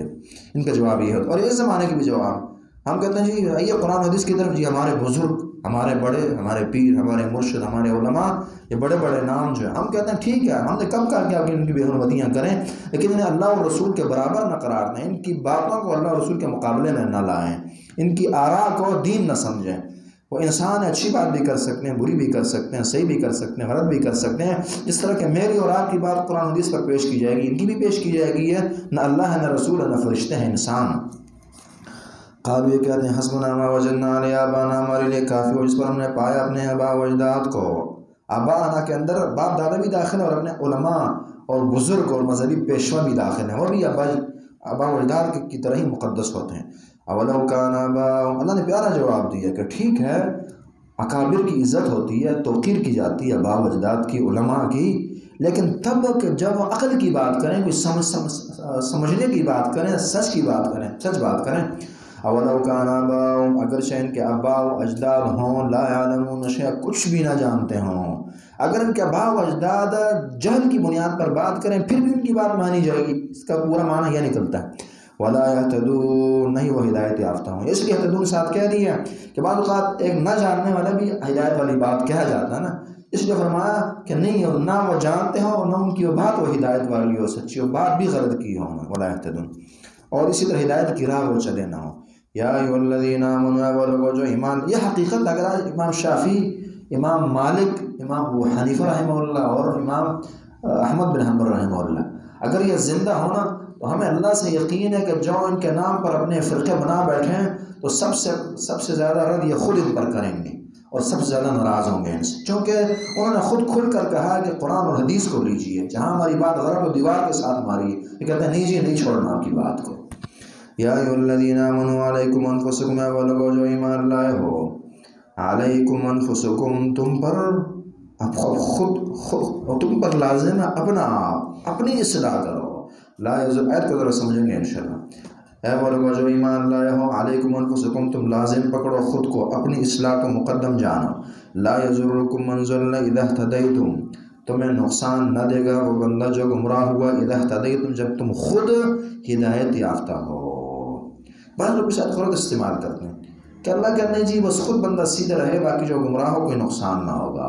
تو سب سے پہلے اعلم الصحابہ ابو بکر رضی اللہ تعالیٰ عنہ نے بہترین بات کی ہے یہاں سننے کی ہے. سنن ترمذی کی 2166 نمبر حدیث ہے، صحیح سند کے ساتھ امام ترمذی رحمہ اللہ لاتے ہیں کہ ابو بکر صدیق فرماتے ہیں جو رسول اللہ کے بعد سب سے زیادہ قرآن کو جاننے والے ہیں. وہ کہتے ہیں کہ اے لوگوں، تم اس آیت کو تو پڑھتے ہو یا ایھا الذین آمنوا علیکم انفسکم لا یضرکم من ضل اذا اہتدیتم، لیکن تم غلط جگہ استعمال کرتے ہو. میں نے نبی علیہ السلام کو یہ فرماتے ہوئے سنا ہے کہ جب لوگ ظالم کو دیکھیں ظلم کرتے ہوئے، بندے کو دیکھیں غلطی کرتے ہوئے اور اس کے ہاتھ کو نہ پکڑے، اس غلطی اور گناہ سے نہ منع کرے، یوشک اوشک ان یعمہ اللہ بعقاب منہ، قریب ہے کہ اللہ تعالیٰ پھر ساروں کو ہی عذاب دیں گے. کوئی کہ ان کی مراد یہ ہے کہ بالکل برائی اور گناہ سے روکنا ضروری ہے، رسول اللہ کو میں نے فرماتے ہوئے سنا. جہاں تک یہ آیت ہے اس کا معنی وہ نہیں بنتا جو لوگ لے لیتے ہیں، بلکہ اس کا معنی یہ ہے چونکہ معاشرے نے افراد سے تشکیل دینا ہے، ہر بندہ اپنی اصلاح کو مقدم فریضہ جانے گا، ہر بندہ ہی خود کا ذمہ دار بن کر خود کی ہدایت کو ترجیح دے گا. جب ہر بندہ خود سیدھا ہو گیا تو معاشرہ خود ہی سیدھا. اس آیت کا یہ معنی. دوسری چیز کہ جب ایک آدمی خود ہدایت یافتہ ہو ہی نہیں سکتا جب تک وہ اللہ اور رسول کی بات نہ مانے. اللہ اور رسول کی باتیں یہی ہے نا کہ کوئی برائی کرے اسے بھی منع کرنا ہے، جہاں کوئی اچھائی نظر آئے اسے سپورٹ کرنا ہے، تو اللہ کا حکم ہے. تو بندے کی خود کی اصلاح ہو نہیں سکتی جب تک وہ امر بالمعروف نہی عن المنکر کا فریضہ سر انجام نہ دیں. تو اس لیے وہ لوگ غلط کہتے ہیں کہ جو یہ سمجھتے ہیں اس آیت کو کوٹ کر کے کہتے ہیں کہ جی بس دوسروں کی تربیت، دوسروں کی اصلاح، دوسروں کو برائی سے منع کرنا، نیکی کا حکم دینا ضروری نہیں ہے. غلط بات. ہاں بعض روایت نے بتایا کہ جب قرب قیامت زمانہ ہے کہ جب ہر بندہ اتنا لٹ پٹ گناہوں میں، کوئی بس بات سننے کو تیار ہی نہیں ہے، آپ کریں گے تو خود خراب ہوں گے. آخری زمانے میں پھر یہ ہوگا کہ راستوں میں بدکاری وغیرہ، وہ حالات جب بن جائیں گے تو پھر یہ آیت اور اسی طرح وہ حدیث جس میں یہ ہے کہ جب اس فعالے کے بخاصت نفس کا، کہ اس وقت بندہ خود کی زیادہ سوچے گا نا. اگر سے روایت پر کلام کیا گیا ہے، معنی اس کا درست ہے، یہ یہاں سے بھی چیز ثابت ہوتی ہے. اس آیت نے اس کی طرف اشارہ کیا ہے کہ اس وقت پھر بندہ جو ہے پھر اپنی سوچتا رہے گا، پھر اپنی بندے نے سوچنی ہے اور اپنا معاملہ ہی سیدھے رکھنے. اللہ مرجعکم جميعا، اللہ کی طرف ہی تمہارا پلٹنا ہے تمام۔ صحیح مسلم کی حدیث ہے، نبی شاہ پڑھ کر آئے ہیں، من رأى منکم منکرا فلیغیرہ بیدہ فإن لم یستطع فبلسانہ فإن لم یستطع فبقلبہ وذلک اضعف الایمان، کہ برائی دیکھ کر ہاتھ سے منع کرنا، نہیں تو زبان سے، نہیں تو دل میں برا جاننا۔ اگر یہ بھی کیفیت نہیں ہے تو دل ایمان سے ہی خالی ہے۔ اللہ مرجعکم جميعا، اللہ رب العالمین کی طرف تمہارا پلٹنا ہے تمام کے تمام کا، فینبئکم بما کنتم تعملون، تمہیں خبر دے گا ان اعمال کی جو تم کیا کرتے تھے۔ اسی طرح بعض نے یہ بھی کہا کہ اس سے مراد یہ بھی ہے کہ جب آپ دعوت دے دیں اور بندہ ہدایت کی طرف نہیں آ رہا، نہیں مان رہا، تو پھر آپ بے فکر ہو جائیں، لا یضرکم من ضل اذا اهتدیتم، پھر اگر آپ خود ہدایت یافتہ ہیں تو اس کی بگاڑ پھر آپ کو نقصان نہیں دے گی، آپ نے اپنا ذمہ جو ہے وہ پورا کر دیا ہے۔ اسی طرح جب آپ کی طاقت نہیں ہے سمجھانے کی تو پھر بھی لا یضرکم من ضل اذا اهتدیتم، خود آپ دل میں برا جانے، باقی نقصان انشاءاللہ نہیں ہوگا، آپ نے جو کرنا، جو آپ کر سکتے تھے وہ کر بیٹھے۔ اسی طرح بعض نے کہا من ضل اذا اهتدیتم کا معنی یہ ہے کہ جو تمہارے اوپر کے آباء و اجداد برے گزرے ہیں، اللہ ان کو تم سے نہیں پوچھیں گے، ان کا نقصان تمہیں نہیں ہوگا۔ اور یہ بڑا اچھا معنی، وجہ یہ ہے کہ پیچھے آباء و اجداد کی بات کی نا، کہ یہاں پھر یہ کہہ دیا کہ ٹھیک ہے اگر تم خود سیدھے ہو گئے ہو اور آباء و اجداد بگڑے رہے ہیں، یعنی سوال آیا نا، اللہ نے فرمایا کہ آباء و اجداد برے ہوں تو تم چھوڑنا ہی، پچھلی آیت نے درس دے دیا۔ ذہن میں سوال آیا کہ یار اگر وہ برے ہیں، وہ جہنم میں، تو پھر ہم بھی جائیں گے، تو فرمایا لا یضرکم من ضل اذا اهتدیتم، تم خود ہدایت یافتہ ہو جاؤ، ان کی فکر نہ کرو، وہ اللہ کے ذمہ ہے۔ قرآن نے پیچھے قد خلت کے الفاظ تھے سورہ البقرہ، تلک امۃ قد خلت لها ما کسبت ولکم ما کسبتم، یا اللہ مرجعکم جميعا فینبئکم بما کنتم تعملون، اللہ تمہیں خبر دے گا ان اعمال کی جو تم کیا کرتے تھے۔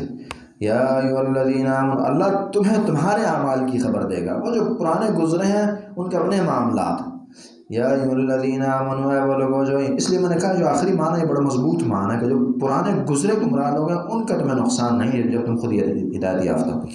یا ایھا الذین آمنوا، اے وہ لوگوں جو ایمان لائے ہو، شہادت بینکم، حدیث کے بغیر قرآن کو سمجھنا یہ محال ہے، ناممکن ہے۔ اس لیے، اور اس کی بہترین مثال یہ والی آیت ہے۔ اس آیت کو آپ اگر آج سے پڑھیں گے تو بہت کم سمجھ آئے گی آپ کو، لیکن جب آپ صحیح بخاری کی ایک روایت ساتھ ملا دیں گے، اور اسی طرح سنن ترمذی کی ایک، صحیح بخاری کی 2780 نمبر حدیث ہے، لیکن وہاں تھوڑی مختصر ہے۔ سنن ترمذی میں یہ تفصیلی آتی ہے، لیکن سنن ترمذی والی سند کے اندر تھوڑا مسئلہ ہے، تھوڑا ضعف پایا جاتا ہے۔ اور یہ پورا واقعہ اس طرح ہے کہ 3 بندے، ایک ہے بدیل بن ورقہ، یہ نکلتے ہیں ایک سفر کو، اور ساتھ 2 ساتھی ہیں ان کے، ایک تمیم داری ہیں جو زمانے میں مسلمان نہیں ہوئے، عیسائی ہیں تمیم داری، اور دوسرے عدی بن بدہ، یہ 2 ساتھی ان کے ہیں اور جا رہے ہیں سفر پر۔ راستے میں وہ بدیل بن ورقہ جو ہے بیمار پڑ جاتے ہیں، بدیل بن ورقہ، اور بیماری شدت اختیار کر جاتی ہے، حتیٰ کہ انہیں لگتا ہے کہ میں مرنے لگا ہوں، تو وصیت کر جاتے ہیں اور اپنا سامان ان کے حوالے کر دیتے ہیں کہ یہ میرے گھر والوں کو آپ پہنچا دیں۔ اور اس سامان کے اندر ایک پیالہ ہے جس پر سونے کا پانی بھی چڑھایا گیا ہے، ایک جام ہے۔ یہ جام جو ہے، یہ 2 بندے تمیم داری اور عدی بن بدہ جو ہیں یہ غائب کر دیتے ہیں، باقی سامان گھر والوں کو دے دیتے ہیں۔ گھر والوں کو شک بھی پڑتا ہے، بہرحال چیز چھپائی جاتی ہے، بعد میں یہی جام پھر نکل کے آ جاتا ہے، کیونکہ انہوں نے لے کر بیچا کسی جگہ، اور چوری اکثر چھپتی بھی نہیں ہے، اور جب اسلام نے آتا ہے بندوں سے پوچھا جاتا ہے تو کہتے ہیں فلانے بندوں نے ہم کو بیچا ہی۔ تو پھر اللہ نے آیتیں اتاری کہ اب انہوں نے پہلے قسمیں کھائی ہیں کہ یہ ہمارا ہے، اب تمہیں شک پڑا کہ نہیں ہے، غلط قسمیں انہوں نے اٹھائی ہیں، تو اب تم جو یہ اصل وارث ہیں یہ اٹھیں گے اور یہ قسمیں اٹھائیں گے کہ انہوں نے غلط قسمیں اٹھائی ہیں، ہماری قسمیں ٹھیک ہیں، اور یہ مال ان کے واپس کر دیا جائے گا۔ تو یہ اس پس منظر میں آیتیں اتری ہیں۔ الفاظ پر غور کیجیے، الفاظ تھوڑے سے صعب اور مشکل ہیں۔ یا ایھا الذین آمنوا، وہ لوگوں جو ایمان لائے ہو، شہادت بینکم، گواہی، بینکم تمہارے درمیان، یا وصیت مراد، اذا حضر احدکم الموت، جب حاضر ہو تم میں سے کسی ایک پر موت، حین الوصیت، وصیت کے وقت، اثنان، 2 گواہ ہوں، ذوا عدل منکم، جو کہ عادل شخص ہو، منکم تم میں سے ہو، نہیں تو مسلمانوں میں سے ہو، یعنی بندہ مرنے لگا ہے تو وہ 2 مسلمان گواہ جو ہے وہ مقرر کر دے گا، او آخران من غیرکم، یا 2 اور ہوں جو تمہارے علاوہ ہوں، یعنی اگر مسلمان نہ ملے تو پھر کافر بھی 2 گواہ ہو سکتے ہیں۔ ان انتم ضربتم فی الارض، جب تم ضربتم فی الارض سفر کر رہے ہو زمین، ہم نے پہلے بات کی تھی ضرب فی الارض کا معنی سفر کرنا ہوتا ہے، جب تم زمین میں سفر کرو تو سفر ہو اور یہ موت آنے لگے تو دو مسلمان گواہ، نہیں تو اگر مجبوری ہو غیر مسلم گواہ بھی ہو سکتے ہیں۔ فاصابتکم مصیبت الموت، میں پہنچے موت کی مصیبت، موت پہنچے۔ تحبسونہما من بعد الصلاۃ، اب طریقہ یہ ہے کہ جنہیں شک پڑا ہے کہ یہ بندے غلط بیانی کر رہے ہیں تو ان سے قسمیں اٹھائی جائیں گی۔ تحبسونہما، تو ان دونوں کو جو گواہ تھے ان پر شک ہوا، ان دونوں کو تم روک دو گے من بعد الصلاۃ، نماز کے بعد۔ نماز کے بعد اس سے یہ سمجھ آتی ہے کہ نماز کے بعد یہ قبولیت کا وقت ہے اور یہ ایک بہترین گھڑی ہے، اس لیے لوگ افراد و تفرید کر جاتے ہیں۔ ایک طرف وہ طبقہ ہے جو ہر نماز کے بعد دعا کو ضروری سمجھتا ہے نماز کا حصہ، یہ بھی نبی السلام کے زمانے میں طریقہ نہیں تھا، بدعت ہے کہ آپ نماز کا حصہ دعا سمجھیں اور ہر نماز کے بعد کریں۔ اور ایک طرف ہمارے بعض وہ ساتھی ہیں جو فرض نماز کے بعد دعا کو حرام سمجھتے ہیں، خصوصاً انفرادی طور پر بھی نہیں کرتے، یہ بھی غلط ہے۔ بلکہ نماز کے بعد جو قبولیت کی اوقات میں سے ایک نماز کے بعد کا بھی وقت ہے، اس وقت دعا کی جا سکتی ہے، لیکن ہمیشہ اجتماعی شکل میں کرنا یہ پھر غلط ہے۔ انفرادی طور پر آپ کر سکتے ہیں جب آپ کا دل کرے کوئی ضرورت ہو آپ کی، یا اگر کوئی اجتماعی مصیبت آ گئی ہے، کوئی ڈیمانڈ کرتا ہے کہ جی دعا کرا لیجیے، تو پھر مل کر بھی کبھی کبھار کی جا سکتی ہے۔ لیکن یہ کہ نماز کا حصہ سمجھنا اور پھر اس کا حلیہ بگاڑ کر کرنا، یہاں دعا جو کرتے ہیں کھلواڑ ہے، ہر نماز کے بعد لوگ انتظار کرتے ہیں امام صاحب ہاتھ اٹھائیں گے اور پھر یہ واپس منہ پر پھیر دیں گے اور جان چھڑائیں گے۔ یہ ایک لحاظ سے وہ اللہ رب العالمین نے سورت میں انشاءاللہ ہم بات کریں گے، عیسائیوں پر رد کی ہے، نصارہ پر، کہ انہوں نے رہبانیت ایجاد کر لی تھی، حالانکہ اللہ نے نہیں کہا تھا کہ تم رہبانیت ایجاد کرو۔ رہبانیت یہ تھی کہ گھر بار کو چھوڑ دینا اور دشت و بیابان میں اللہ کی بندگیوں کے لیے نکل جانا۔ اللہ فرماتے ہیں خود سے انہوں نے اپنے پر چیز لازم کر دی، اور پھر فما رعوها حق رعایتها، پھر اس کا خیال بھی نہ رکھا جس طرح کے خیال رکھنے کا حق تھا۔ جب خود سے آپ نے چیز خود پر لازم کر دی، اللہ نے نہیں لازم کیا، خیال تو رکھیں اس کا۔ انہوں نے یہ کام کیا کہ نماز کے بعد، ہر نماز کے بعد دعا اور اجتماعی شکل میں ہونا یہ اللہ نے لازمی نہیں قرار دی تھی، انہوں نے خود اپنے پر لازم کی۔ اس لیے جن میں تو جو سلجھے ہوئے علماء وہ اس کا رد کرتے ہیں کہ طریقہ صحیح نہیں ہے، خود ایجاد کر دی ہے اور پھر خیال بھی نہیں رکھتے، بگاڑ کر کرتے ہیں۔ دعا تو یعنی آپ عام عبادت عام حالات میں کر سکتے ہیں، لیکن یہ دعا یہ دل کی عبادت ہے۔ جب آپ کا دل صحیح اللہ سے جڑا نہ ہو اور کوئی اچھی چیز ذہن میں آئی نہ ہو، کوئی حاجت پیدا ہوئی نہ ہو، بندے کا دل دعا کا نہیں کرتا۔ دعا جو ہے یہ دل کی عبادت ہے، بڑی پیاری عبادت ہے، لیکن یہ کہ بس آپ دل سے نکال کر زبان پر لے آئیں اور بس ہم وقت کرتے رہیں اور ہم وقت اس کی بےزتیاں کرتے رہیں، بےزتی والی بات یہ ہے کہ نماز کے بعد کا وقت اہم وقت ہے۔ تو فرمایا کہ من بعد الصلاۃ، نماز کے بعد ان لوگوں کو روک دو۔ اس میں کچھ اشارے بھی اکثر مشرق میں کام ہوتے ہیں، نماز مشرق میں ہوتی ہے نا، فرض نماز، تو یہ دونوں گواہ میں روک دیا جائے گا نماز کے بعد۔ فیقسمان باللہ، وہ دونوں قسمیں کھائیں گے اللہ کے نام کی، اللہ کے نام کی قسمیں اٹھائیں گے۔ ان ارتبتم، قسم ایسا بھی اللہ کے نام کی ہوتی ہے، قسم اللہ کے نام کی، اللہ کی صفات کی قسم جائز ہوتی ہے، قرآن بھی اللہ کی صفت ہے، اس لیے اس کی بھی قسم جائز ہے۔ اس کے علاوہ ماں باپ کی قسم، دادا پردادے کی قسم، چیزوں کی قسم یہ حرام ہے اور غیر اللہ کے قسموں میں آتی ہے، اور حدیث نے شرک کہا ہے، اسے اجتناب کرنا چاہیے۔ ہمارے معاشرے کو نہیں خبر، ماں باپ کی قسمیں اٹھ رہی ہوتی ہیں، چیزوں کی اٹھ رہی ہوتی ہے، تیری قسم ہے، یہ غلط ہے، بہت غلط طریقہ، ہر لحاظ سے غلط ہے۔ فیقسمان باللہ، اللہ کے نام کی قسم دونوں اٹھائیں گے۔ ان ارتبتم، اگر تمہیں شک ہو، لا نشتری بہ ثمنا، وہ کیا کہیں گے قسمیں اٹھاتے ہوئے؟ لا، لیکن شرط کا اگر تمہیں شک ہو تو قسمیں اٹھانی ہے، اگر گواہوں پر اعتماد ہے پھر قسمیں اٹھوانے کی ضرورت نہیں ہے۔ قسمیں اٹھاتے ہوئے کیا کہیں گے؟ لا نشتری بہ ثمنا، ہم نہیں خریدتے بھی اس قسم کے ذریعے ثمنا، کوئی قیمت، یعنی یہ قسمیں ہم اس لیے نہیں اٹھا رہے ہیں، یہ ہم جھوٹ نہیں بول رہے ہیں کہ جھوٹی قسم اٹھائیں پیسے بٹورنے کے لیے، مال کھانے کے لیے، یہ نہیں ہم کر رہے۔ وَلَوْ كَانَ ذَا قُرْبَىٰ، اگرچہ اس کے لیے ہم قسم کھا رہے ہیں وہ قریبی رشتہ دار ہی کیوں نہ ہو، ہم یہ نہیں کریں گے، سچی بات کریں گے۔ وَلَا نَكْتُمُ شَهَادَةَ اللَّهِ، نہیں چھپائیں گے اللہ رب العالمین کی گواہی، اللہ کی گواہی ہے نا، اللہ نہیں تمہیں گواہی دینے کا کہا اور شہید بن گئے ہو، گواہ تم بنے ہو۔ اِنَّا إِذًا لَّمِنَ الْآثِمِينَ، اگر ہم یہ کام کریں، جھوٹی قسم اٹھائیں، تو اس وقت ہم لمن الآثمین، گناہ گاروں میں سے ہوں گے۔ اب یہ گواہ یہ قسم اٹھائیں گے، پھر بعد میں اگر آپ کو پاس دلائل آ گئے کہ نہیں یہ بندے نے قسمیں تو اٹھا لی ہیں، جھوٹی اٹھائی ہیں، تو پھر جو اصل وارث ہیں یہ وارث اٹھیں گے اور قسمیں اٹھائیں گے۔ کیسے؟ فَإِنَّهُ پھر اگر اطلاع ہو جائے علی اس بات پر، تمہیں خبر ہو جائے علی انہما کہ بے شک یہ دونوں جو ہے استحقا اثما یہ مستحق ٹھہرے ہیں، مرتکب ہوئے ہیں اسم گناہ کے، جھوٹی قسم اٹھائی۔ فآخران یقومان پس دو اور یقومان کھڑے ہوں گے مقامہما ان کی جگہ، دو بندے اور اٹھیں گے قسم اٹھانے کے لیے، من الذین ان لوگوں میں سے استحق علیہ یقومان مقامہما من الذین ان لوگوں میں سے استحق علیہم جن کی حق تلفی ہوئی ہے، حق مارا گیا، الاولیان قریب ترین میت کے قریبی وہ دو ورثاء اٹھیں گے، اب وہ ان کے قسم پر قسم اٹھائیں گے، کیا؟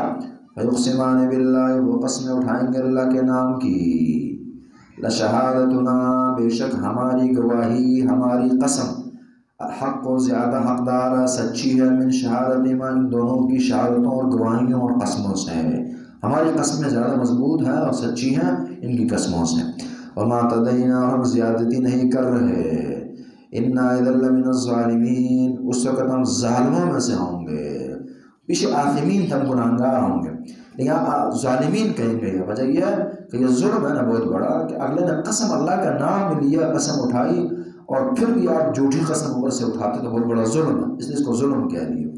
انا اذا لمن الظالمین کیونکہ ظاہر ہے مال بھی ظلمن بٹوریں گے ان کا نا، انا اذا لمن الظالمین بے شک مجھے ظالموں میں سے ہوں گے۔ اللہ فرماتے ہیں یہ طریقہ جب اپناؤ گے تو پھر یہ کیا ہے، یہ بہترین طریقہ رہے گا اور لوگ ڈنڈیاں نہیں ماریں گے۔ فرمایا ذالک یہ طریقہ ادنا زیادہ قریب ہے، ان یاتوا بالشہادت کہ وہ دیں، دیکھیں جو پہلی دفعہ گواہی دے رہے ہیں جب انہیں پتہ ہے اگر ہم نے غلط گواہی دی تو ہماری قسم پر قسم اٹھائی جائے گی، اس لیے پھر وہ ڈنڈیاں نہیں ماریں گے۔ یہ زیادہ قریب ان یاتوا بالشہادت کہ وہ دے گواہی علی وجہ اپنے صحیح طریقے پر، پھر وہ ایسا نہیں ہے پھر نہیں کریں گے۔ او یخافوا یا وہ ڈریں گے ان ترد ایمان ان کے لٹائی جائیں گے ان کی قسمیں، بعد ایمانہم ان ورثاء کی قسموں کے بعد، ورثاء قسمیں اٹھا کے ہماری قسموں کو ختم کر دیں گے۔ واتقوا اللہ ڈرو اللہ رب العالمین سے، پھر فرمایا واسمعوا اور سنو، اللہ کی باتیں سنتے رہا کرو، واللہ لا یہدی القوم الفاسقین اللہ رب العالمین ہدایت نہیں دیا کرتے فاسق قوموں کو، فاسق قوم ہوگی وہ ہدایت سے محروم ہوگی۔ یوم یجمع اللہ رسول جس دن اللہ رب العالمین جمع کریں گے رسول، فیقول ماذا اجبتم، منظر اللہ کی بات ہے نا، اسی طرح جو اللہ حلال اور حرام قرار دے اسے ماننے کی بات ہے، اس لیے اب یہاں کہا جا رہا ہے کہ قیامت نے آنا ہے، رسول آئے گا، کتاب آئے گی، جس نے مانا ان کی پیروی کی وہ کامیاب، جنہوں نے نہ مانا وہ ناکام نامراد ہوں گے۔ تحذیر و تحریم ہے نا اس کے مسائل، وعدوں کے مسائل۔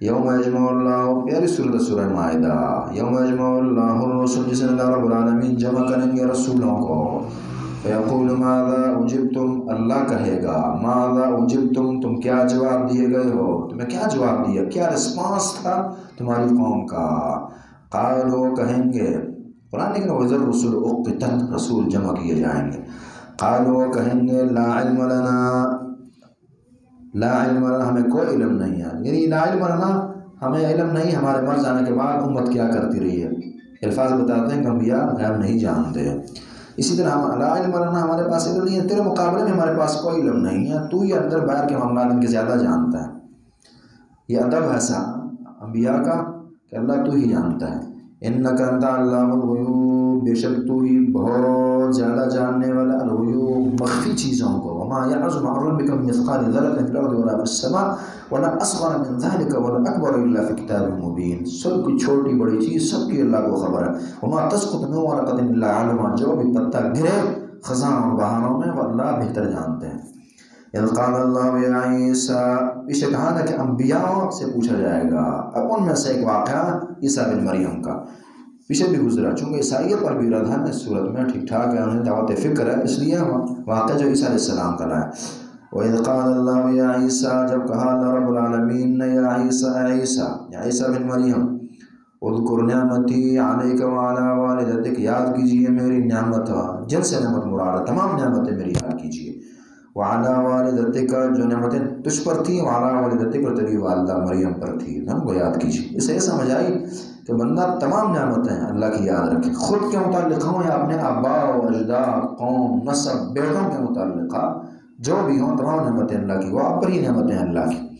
اذ ایدتک بروح القدس، جب ہم نے تائید کیا آپ کو مضبوط کیا روح القدس کے ذریعے، پاک روح۔ اچھی تفسیر جبریل امین، اور بعض نے انجیل بھی کہا، ان کے ذریعے تائید کیا آپ کی۔ تکلم الناس فی المہد وکہلا، باتیں کرتے تھے لوگوں سے فی المہد، گود میں، وکہلا اور ادھیڑ عمر میں بھی، یعنی شروع میں بھی کی اور بعد میں بھی، گونگے نہیں تھے، بعد میں بھی کرتے رہے۔ دوسرا یہ بھی ہے کہ جس طرح کے بعد میں باتیں آپ نے کی، شروع زمانے میں بھی کی، یعنی ہوتا یہ ہے نا کہ عموماً بچوں کی گفتگو بڑوں کی طرح نہیں ہوتی، ان کی جیسے بعد میں تھی ویسے پہلے تھی۔ وَإِذْ عَلَّمْتُكَ الْكِتَابَ وَالْحِكْمَةَ، جب ہم نے آپ کو تعلیم دی، علم دیا، الکتاب کتاب کا، والحکمہ اور حکمت دی، فہم و بصیرت، دانشمندی، ہوشیاری، اس سے نوازا۔ یہ اشارہ کرتی ہے، یہ لفظ بتاتے ہیں کہ جس بندے کو اللہ قرآن و حدیث کا علم عطا کر دے، اسے اللہ کا شکر ادا کرنا چاہیے۔ اور صبح جیسے ہم نے شروع میں بات کی کہ شوق اور جذبوں سے علم ملا کرتا ہے، عشاق بنے قرآن و حدیث کے اور شکر ادا کریں اس پر اللہ کا، اللہ تعالیٰ وافر مقدار نصیب کر دے۔ وَإِذْ عَلَّمْتُكَ الْكِتَابَ وَالْحِكْمَةَ وَالتَّوْرَاةَ وَالْإِنْجِيلَ، جب ہم نے آپ کو تعلیم دی، علم دیا، کتاب کا، حکمت دی، بصیرت دی، دانشمندی دی۔ ہم نے پہلے بات کی تھی کہ وہی جو ہے یہ بندے کو جہاں علم سکھاتی ہے، وہاں اس کے ساتھ ساتھ ہوشیار بھی بناتی ہے۔ ایک آدمی اگر بیوقوف ترین بھی ہو اور قرآن و حدیث کی صحیح معنی حاصل کر لے، وہ زیرک اور ہوشیار اور دانا بن جائے گا۔ والتوراۃ والانجیل، تورات کے علم سے نوازا، اور انجیل کا علم، انجیل ان کی اپنی کتاب تھی، تورات قرآن پہلی کتاب موسیٰ علیہ السلام کی، لیکن ان کا علم بھی ان کے پاس تھا۔ وَإِذْ تَخْلُقُ مِنَ الطِّينِ، اور جب آپ پیدا کرتے تھے، من الطِّينِ، مٹی سے، کھائیت الطَّيْرِ، پرندے کی سی شکل، بِإِذْنِي، لیکن میرے حکم سے، فَتَنفُخُ فِيهَا، اس میں اشارہ ہو بِإِذْنِي، چونکہ ہمیں یہ حکم ہے نا کہ آپ جو ہے مورتیاں، اسی طرح جاندار چیزیں جو ہیں نہیں بنا سکتے، اگر انہوں نے بنائی ہیں تو بِإِذْنِی، میری اجازت تھی۔ فَتَنفُخُ فِيهَا فَتَكُونُ طَيْرًا بِإِذْنِی، فَتَنفُخُ فِيهَا، بس آپ پھونکتے تھے اس میں اور پھونکیں، فَتَكُونُ، بس وہ ہو جاتا تھا طَيْرًا، پرندہ، بِإِذْنِی، لیکن میری اجازت سے، اس کے اندر جان آ جاتی تھی۔ وَتُبْرِئُ الْأَكْمَحَ وَالْأَبْرَصَ بِإِذْنِی، اور آپ ٹھیک کر دیا کرتے تھے الاکمہ، مادر داد اندھا۔ ایک تو ہے نا کہ جس کی بینائی بعد میں نظر کمزور ہوئی، ابھی حادثہ ہے چلی گئی، اس کے اندر طاقت تھی بعد میں گئی ہے۔ اکمہ ہو شروع سے ہی ہے بس اندھا، اللہ نے بالکل یہ جگہ رف پیدا کی ہے، یا آنکھیں ہے ہی نہیں، اندر بنٹے ہے ہی نہیں اس کے، یا نظر اور بینائی شروع سے ہی نہیں ہے، اس قسم کا اندھا الاکمہ، اور اس کی عموماً اس کا علاج ناممکن ہی ہوتا ہے دنیا میں۔ والابرص، اور برس، کوڑ زدہ بندہ، بِإِذْنِی، میری طاقت، میری اجازت سے۔ وَإِذْ تُخْرِجُ الْمَوْتَىٰ بِإِذْنِی، جب آپ نکالتے تھے مردوں کو زندہ کرتے، بِإِذْنِی، میری اجازت سے، قبروں سے نکال کر زندہ۔ وَإِذْ كَفَرْتُ بَنِي إِسْرَائِیلَ، اور جب اللہ اپنی نعمتیں گنا رہے ہیں دینی دنیاوی۔ وَإِذْ كَفَرْتُ بَنِي إِسْرَائِیلَ عَنْکَ، اور جب میں نے روکا آپ سے بنو اسرائیل کو، انہیں قتل کرنے کی سوچی، میں نے روکا۔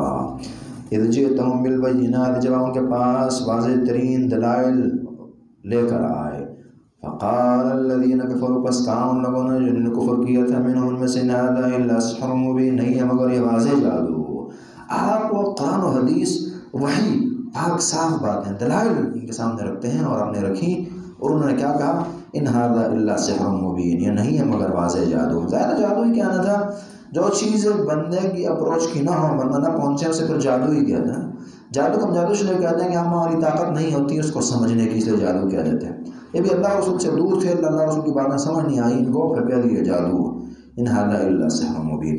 وَإِذَا أَوْحَيْتُ إِلَى الْحَوَارِيِّينَ، اور جب میں نے وحی کی حواریین کو، خاص پیروکار جو عیسیٰ علیہ السلام کے تھے، وحی کی، اور وحی دل میں الہام ڈالنے کو۔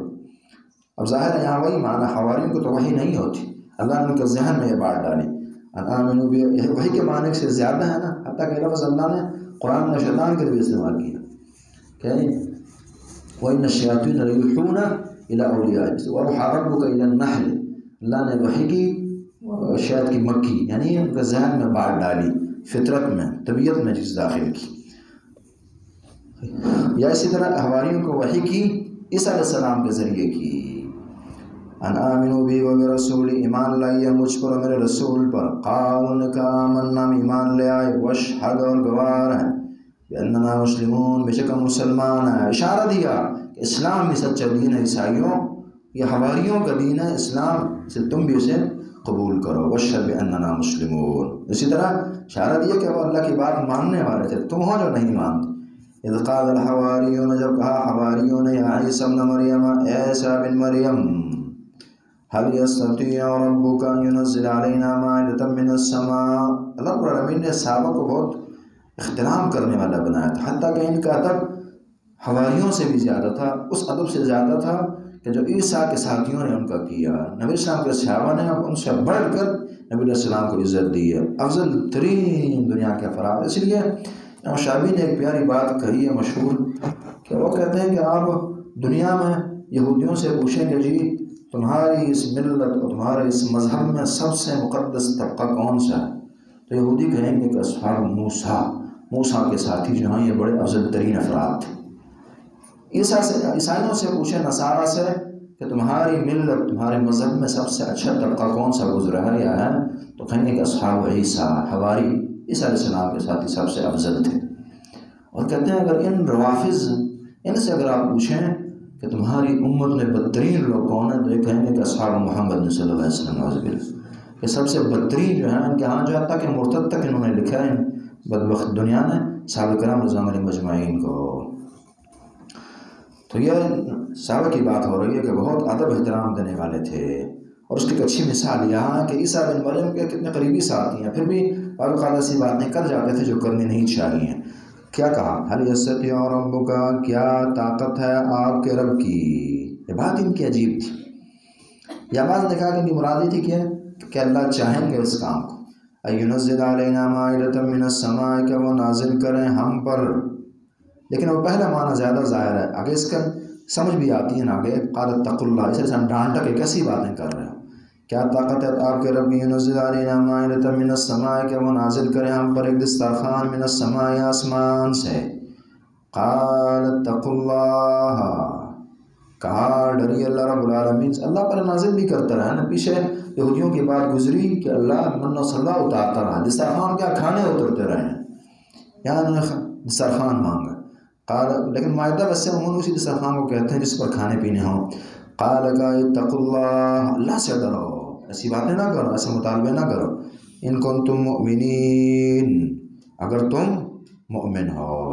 قالوا نے کہا نرید، ہماری چاہت ہے، ناکل منہا، کہ ہم کھائیں ان نعمتوں کو اللہ کی عطا کردہ.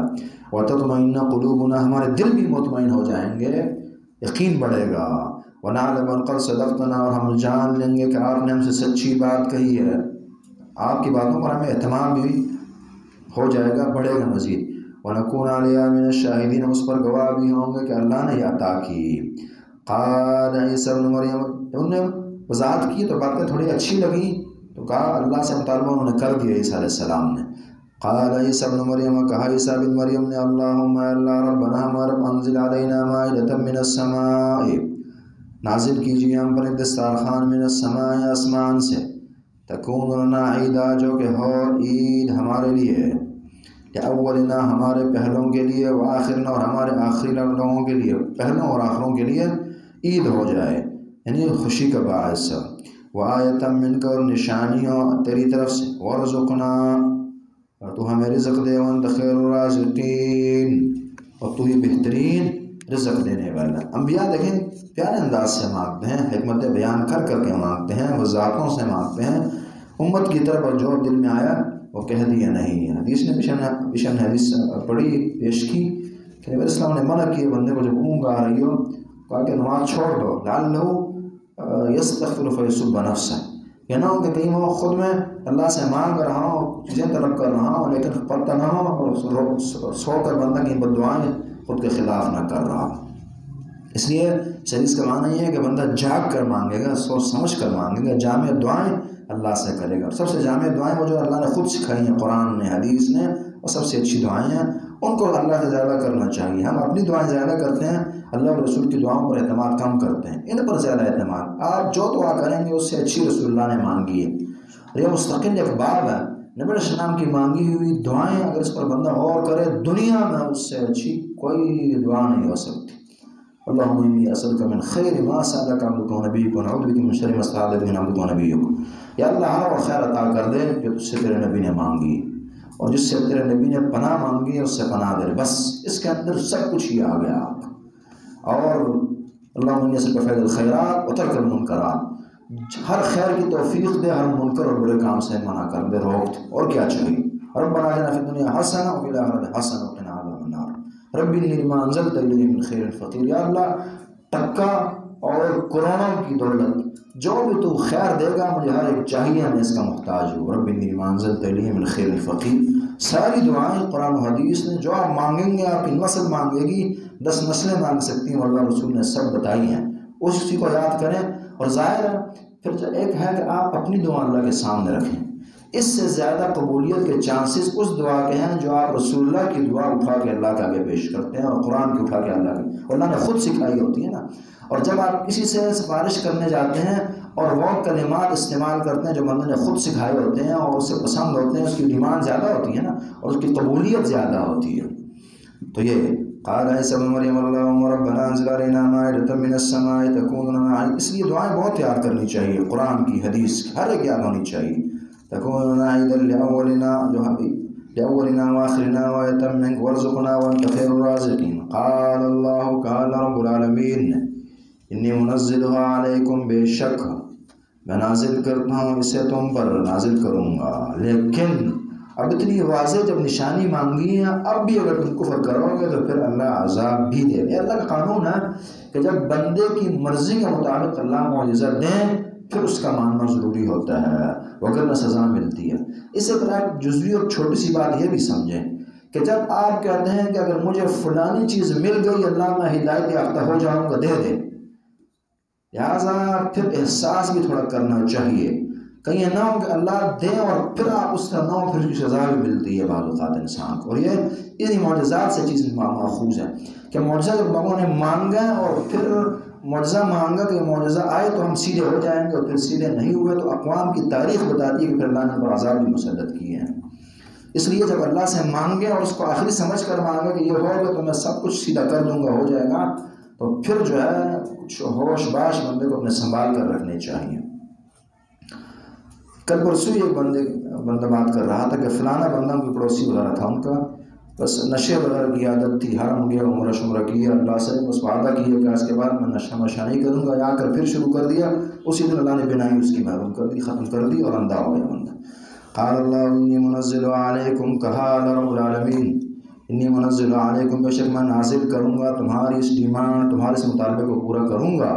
فمن یکفر بعد من، اس سے پھر آپ یہ بھی سمجھیں نا، ہم نے اللہ سے وعدے کر کے اس ملک اور ملت کو اللہ سے لیا تھا کہ تیری صحیح بندگی کریں گے اور تیرے احکامات پر عمل ہوگا، اور نہیں ہو رہا، انجام دیکھ لیا جائے گا۔ فمن یکفر بعد منکم، جو بھی کفر کرے گا اس کے بعد، فإنی أعذبہ عذابا، میں اسے عذاب دوں گا، ایسا عذاب، کتنے سخت الفاظ ہیں۔ اگر نشانی آ گئی اور اسے دیکھ کر نہ مانا گیا، نہ قبول کیا گیا، ایمان نہ لایا گیا، تو ایسا عذاب دوں گا لا اعذب احدا من العالمین، کہ ایسا عذاب میں نے اس عالم میں کسی کو نہ دیا ہوگا، سخت ترین عذاب پھر دوں گا، انسان عبرت بنا دوں گا۔ اس لیے بعض مفسرین کی رائے یہ ہے کہ یہ پھر نصرخان نازل نہیں کیا گیا، اور بعض نے کہا کہ نازل ہو گئے۔ وَإِذْ قَالَ اللَّهُ يَا عِيسَىٰ، جب کہا اللہ رب العالمین نے یا عیسیٰ، عیسیٰ بن مریم، أَنْتَ قُلْتَ لِلنَّاسِ، کیا آپ نے کہا ہے لوگوں سے، أَنْتَ قُلْتَ لِلنَّاسِ، کہ آپ نے کہا تھا لوگوں سے، اتخذونی امی الہین من دون اللہ، اتخذونی مجھے بنائیے، و امی میری ماں کو، الہین دو معبود، من دون اللہ اللہ کے علاوہ، کیا آپ نے کہا تھا کہ مجھے خدا بناؤ، مجھے اور میری والدہ کو؟ قال سبحانک، عیسیٰ علیہ السلام فرمائیں گے سبحانک، اللہ تو پاک ہے، کیسے تیرے لیے شریک ہوں، ما یکون لی، لائق نہیں میرے، ان اقول، یہ کہ میں کہوں، ما لیس لی بحق، وہ جس کا مجھے کہنے کا حق نہیں پہنچتا، جسے کہنے کا حق میں نہیں رکھتا اسے میں کیوں کہوں؟ وہ کہ غیر اللہ کی بندگی یہ کبھی بھی اللہ اور رسول کا درس نہیں ہو سکتا۔ اللہ کے حقوق کسی اور کو دیے جائیں کہ کسی بھی نبی، کسی بھی ولی اور کسی بھی اللہ کے اچھے بندے اور اچھے عالم ربانی کا درس نہیں ہو سکتا۔ پیچھے آپ پڑھا ہے نا، ما كان لبشر ان يؤتي الله الكتاب والحكم والنبوة ثم يقول للناس كونوا عبادا لي من دون الله۔ کسی بندے کا یہ لائق نہیں ہے کہ جو جسے اللہ رب العالمین علم سے نوازے، کتاب و حکمت سے نوازے، اور پھر وہ لوگوں کو اپنا بندہ بناتا پھر رہا ہو، اور خود اپنی طرف جاذب کرتا پھر رہا ہو، خود اپنے قریب کرتا پھر رہا ہو، اور اللہ سے ان کے رشتے نہ جوڑتا ہو، اللہ کے قریب نہ کرتا ہو، سچی باتیں نہ بتاتا ہو۔ ان كنت قلت فقد علمت، اللہ اگر میں نے ایسی باتیں کی ہوں تو جانتا ہے، تو کہ تو جانتا ہے میں نے نہیں کہی۔ ان كنت قلت فقد علمت تعلم ما في نفسي ولا اعلم ما في نفسك، اللہ تو جانتا ہے وہ جو میرے دل میں ہے، ولا اعلم ما في نفسك، اور میں نہیں جانتا جو تیرے نفس میں ہے۔ تیری باتیں میں نہیں جانتا، تیرے متعلق میں نہیں جانتا، اور تو میرے متعلق جانتا ہے۔ انك انت علام الغیوب، بے شک تو ہی غیوب کو، چھپی چیزوں کو بہت اچھی طرح جاننے والا۔ ما قلت لهم، میں ان سے نہیں کہا، الا ما امرتنی به، مگر اسی کا جس کا تو نے مجھے حکم دیا۔ تیری باتیں ہی میں نے بتائی ہیں، میں نے زائد کوئی نہیں بتائی۔ یہ ہے نبی اور نبی کے ہر صحیح وارث کا یہ طریقہ کہ وہ باتیں الا ما امرتنی به، جو اللہ اور رسول نے کی ہوگی وہی بتائے گا۔ ان اعبدوا اللہ ربی و ربکم، کہ بندگی کرو اللہ کی جو میرا رب اور تمہارا رب ہے۔ ان اعبدوا اللہ ربی و ربکم وکنت علیہم شہیدا ما دمت فیہم، اور میں ان پر گواہ رہوں گا، اور میں گواہ تھا ان پر، ما دمت فیہم، جب تک میں ان میں تھا، یا اللہ جب تک میں ان میں تھا میں گواہ ہوں۔ فلما توفیتنی، جب تو نے مجھے اٹھایا، کنت انت الرقیب علیہم، تو ہی پھر نگبان ہے علیہم ان کا، جب میں تھا ان میں اس وقت تک تو میں جانتا ہوں، حفاظت کرتا رہا ہوں، کام کرتا رہا ہوں، توحید کی دعوت دیتا رہا ہوں۔ میرے اٹھا لیے جانے کے بعد، یعنی پیچھے گزرا نہیں کہ وہ توفیق اور آخرت کا، جب سے دنیا سے زندہ اٹھا لیا گیا، اور اس کے اندر یہ وفات کا معنی بھی درست ہے، چونکہ عیسیٰ علیہ السلام پھر فوت کیے جائیں گے آخر میں، جب وہ فوت ہو گئے یعنی آخری زمانے میں، اس کے بعد پھر میں نہیں جانتا، چونکہ یہ عمل آخرت کی ہو رہی ہے، قیامت کی۔ کنت انت الرقیب علیہم وانت علی کل شیء شہید، اور تو ہر چیز پر گواہ حاضر ہے، گواہ خبردار ہے۔ ان تعذبهم فانهم عبادک، اللہ اکبر، اگر تو انہیں عذاب ہے تو یہ تیرے بندے ہیں، اس لیے تیرے بندے ہیں، تیری بخششوں کے لائق ہیں۔ عیسیٰ علیہ السلام بڑے نرم دل پیغمبر تھے، لبی بخشنے والے، فإنهم عبادک، وَإِن تَغْفِرْ لَهُمْ، اگر تو انہیں بخش دے، فإنك أنت العزیز الحکیم، تو یہ تیرے لیے مشکل نہیں ہے، تو سے کون پوچھے، فإنك أنت العزیز الحکیم، بے شک تو جو ہے العزیز غالب ہے، الحکیم حکمتوں والا، تو غالب ہے، بخش سکتا ہے، اور اگر نہیں بخشتا تو الحکیم ہے، تو جانتا ہے، اور بخشے بھی تو اس کے فائدے بھی تو جانتا ہے۔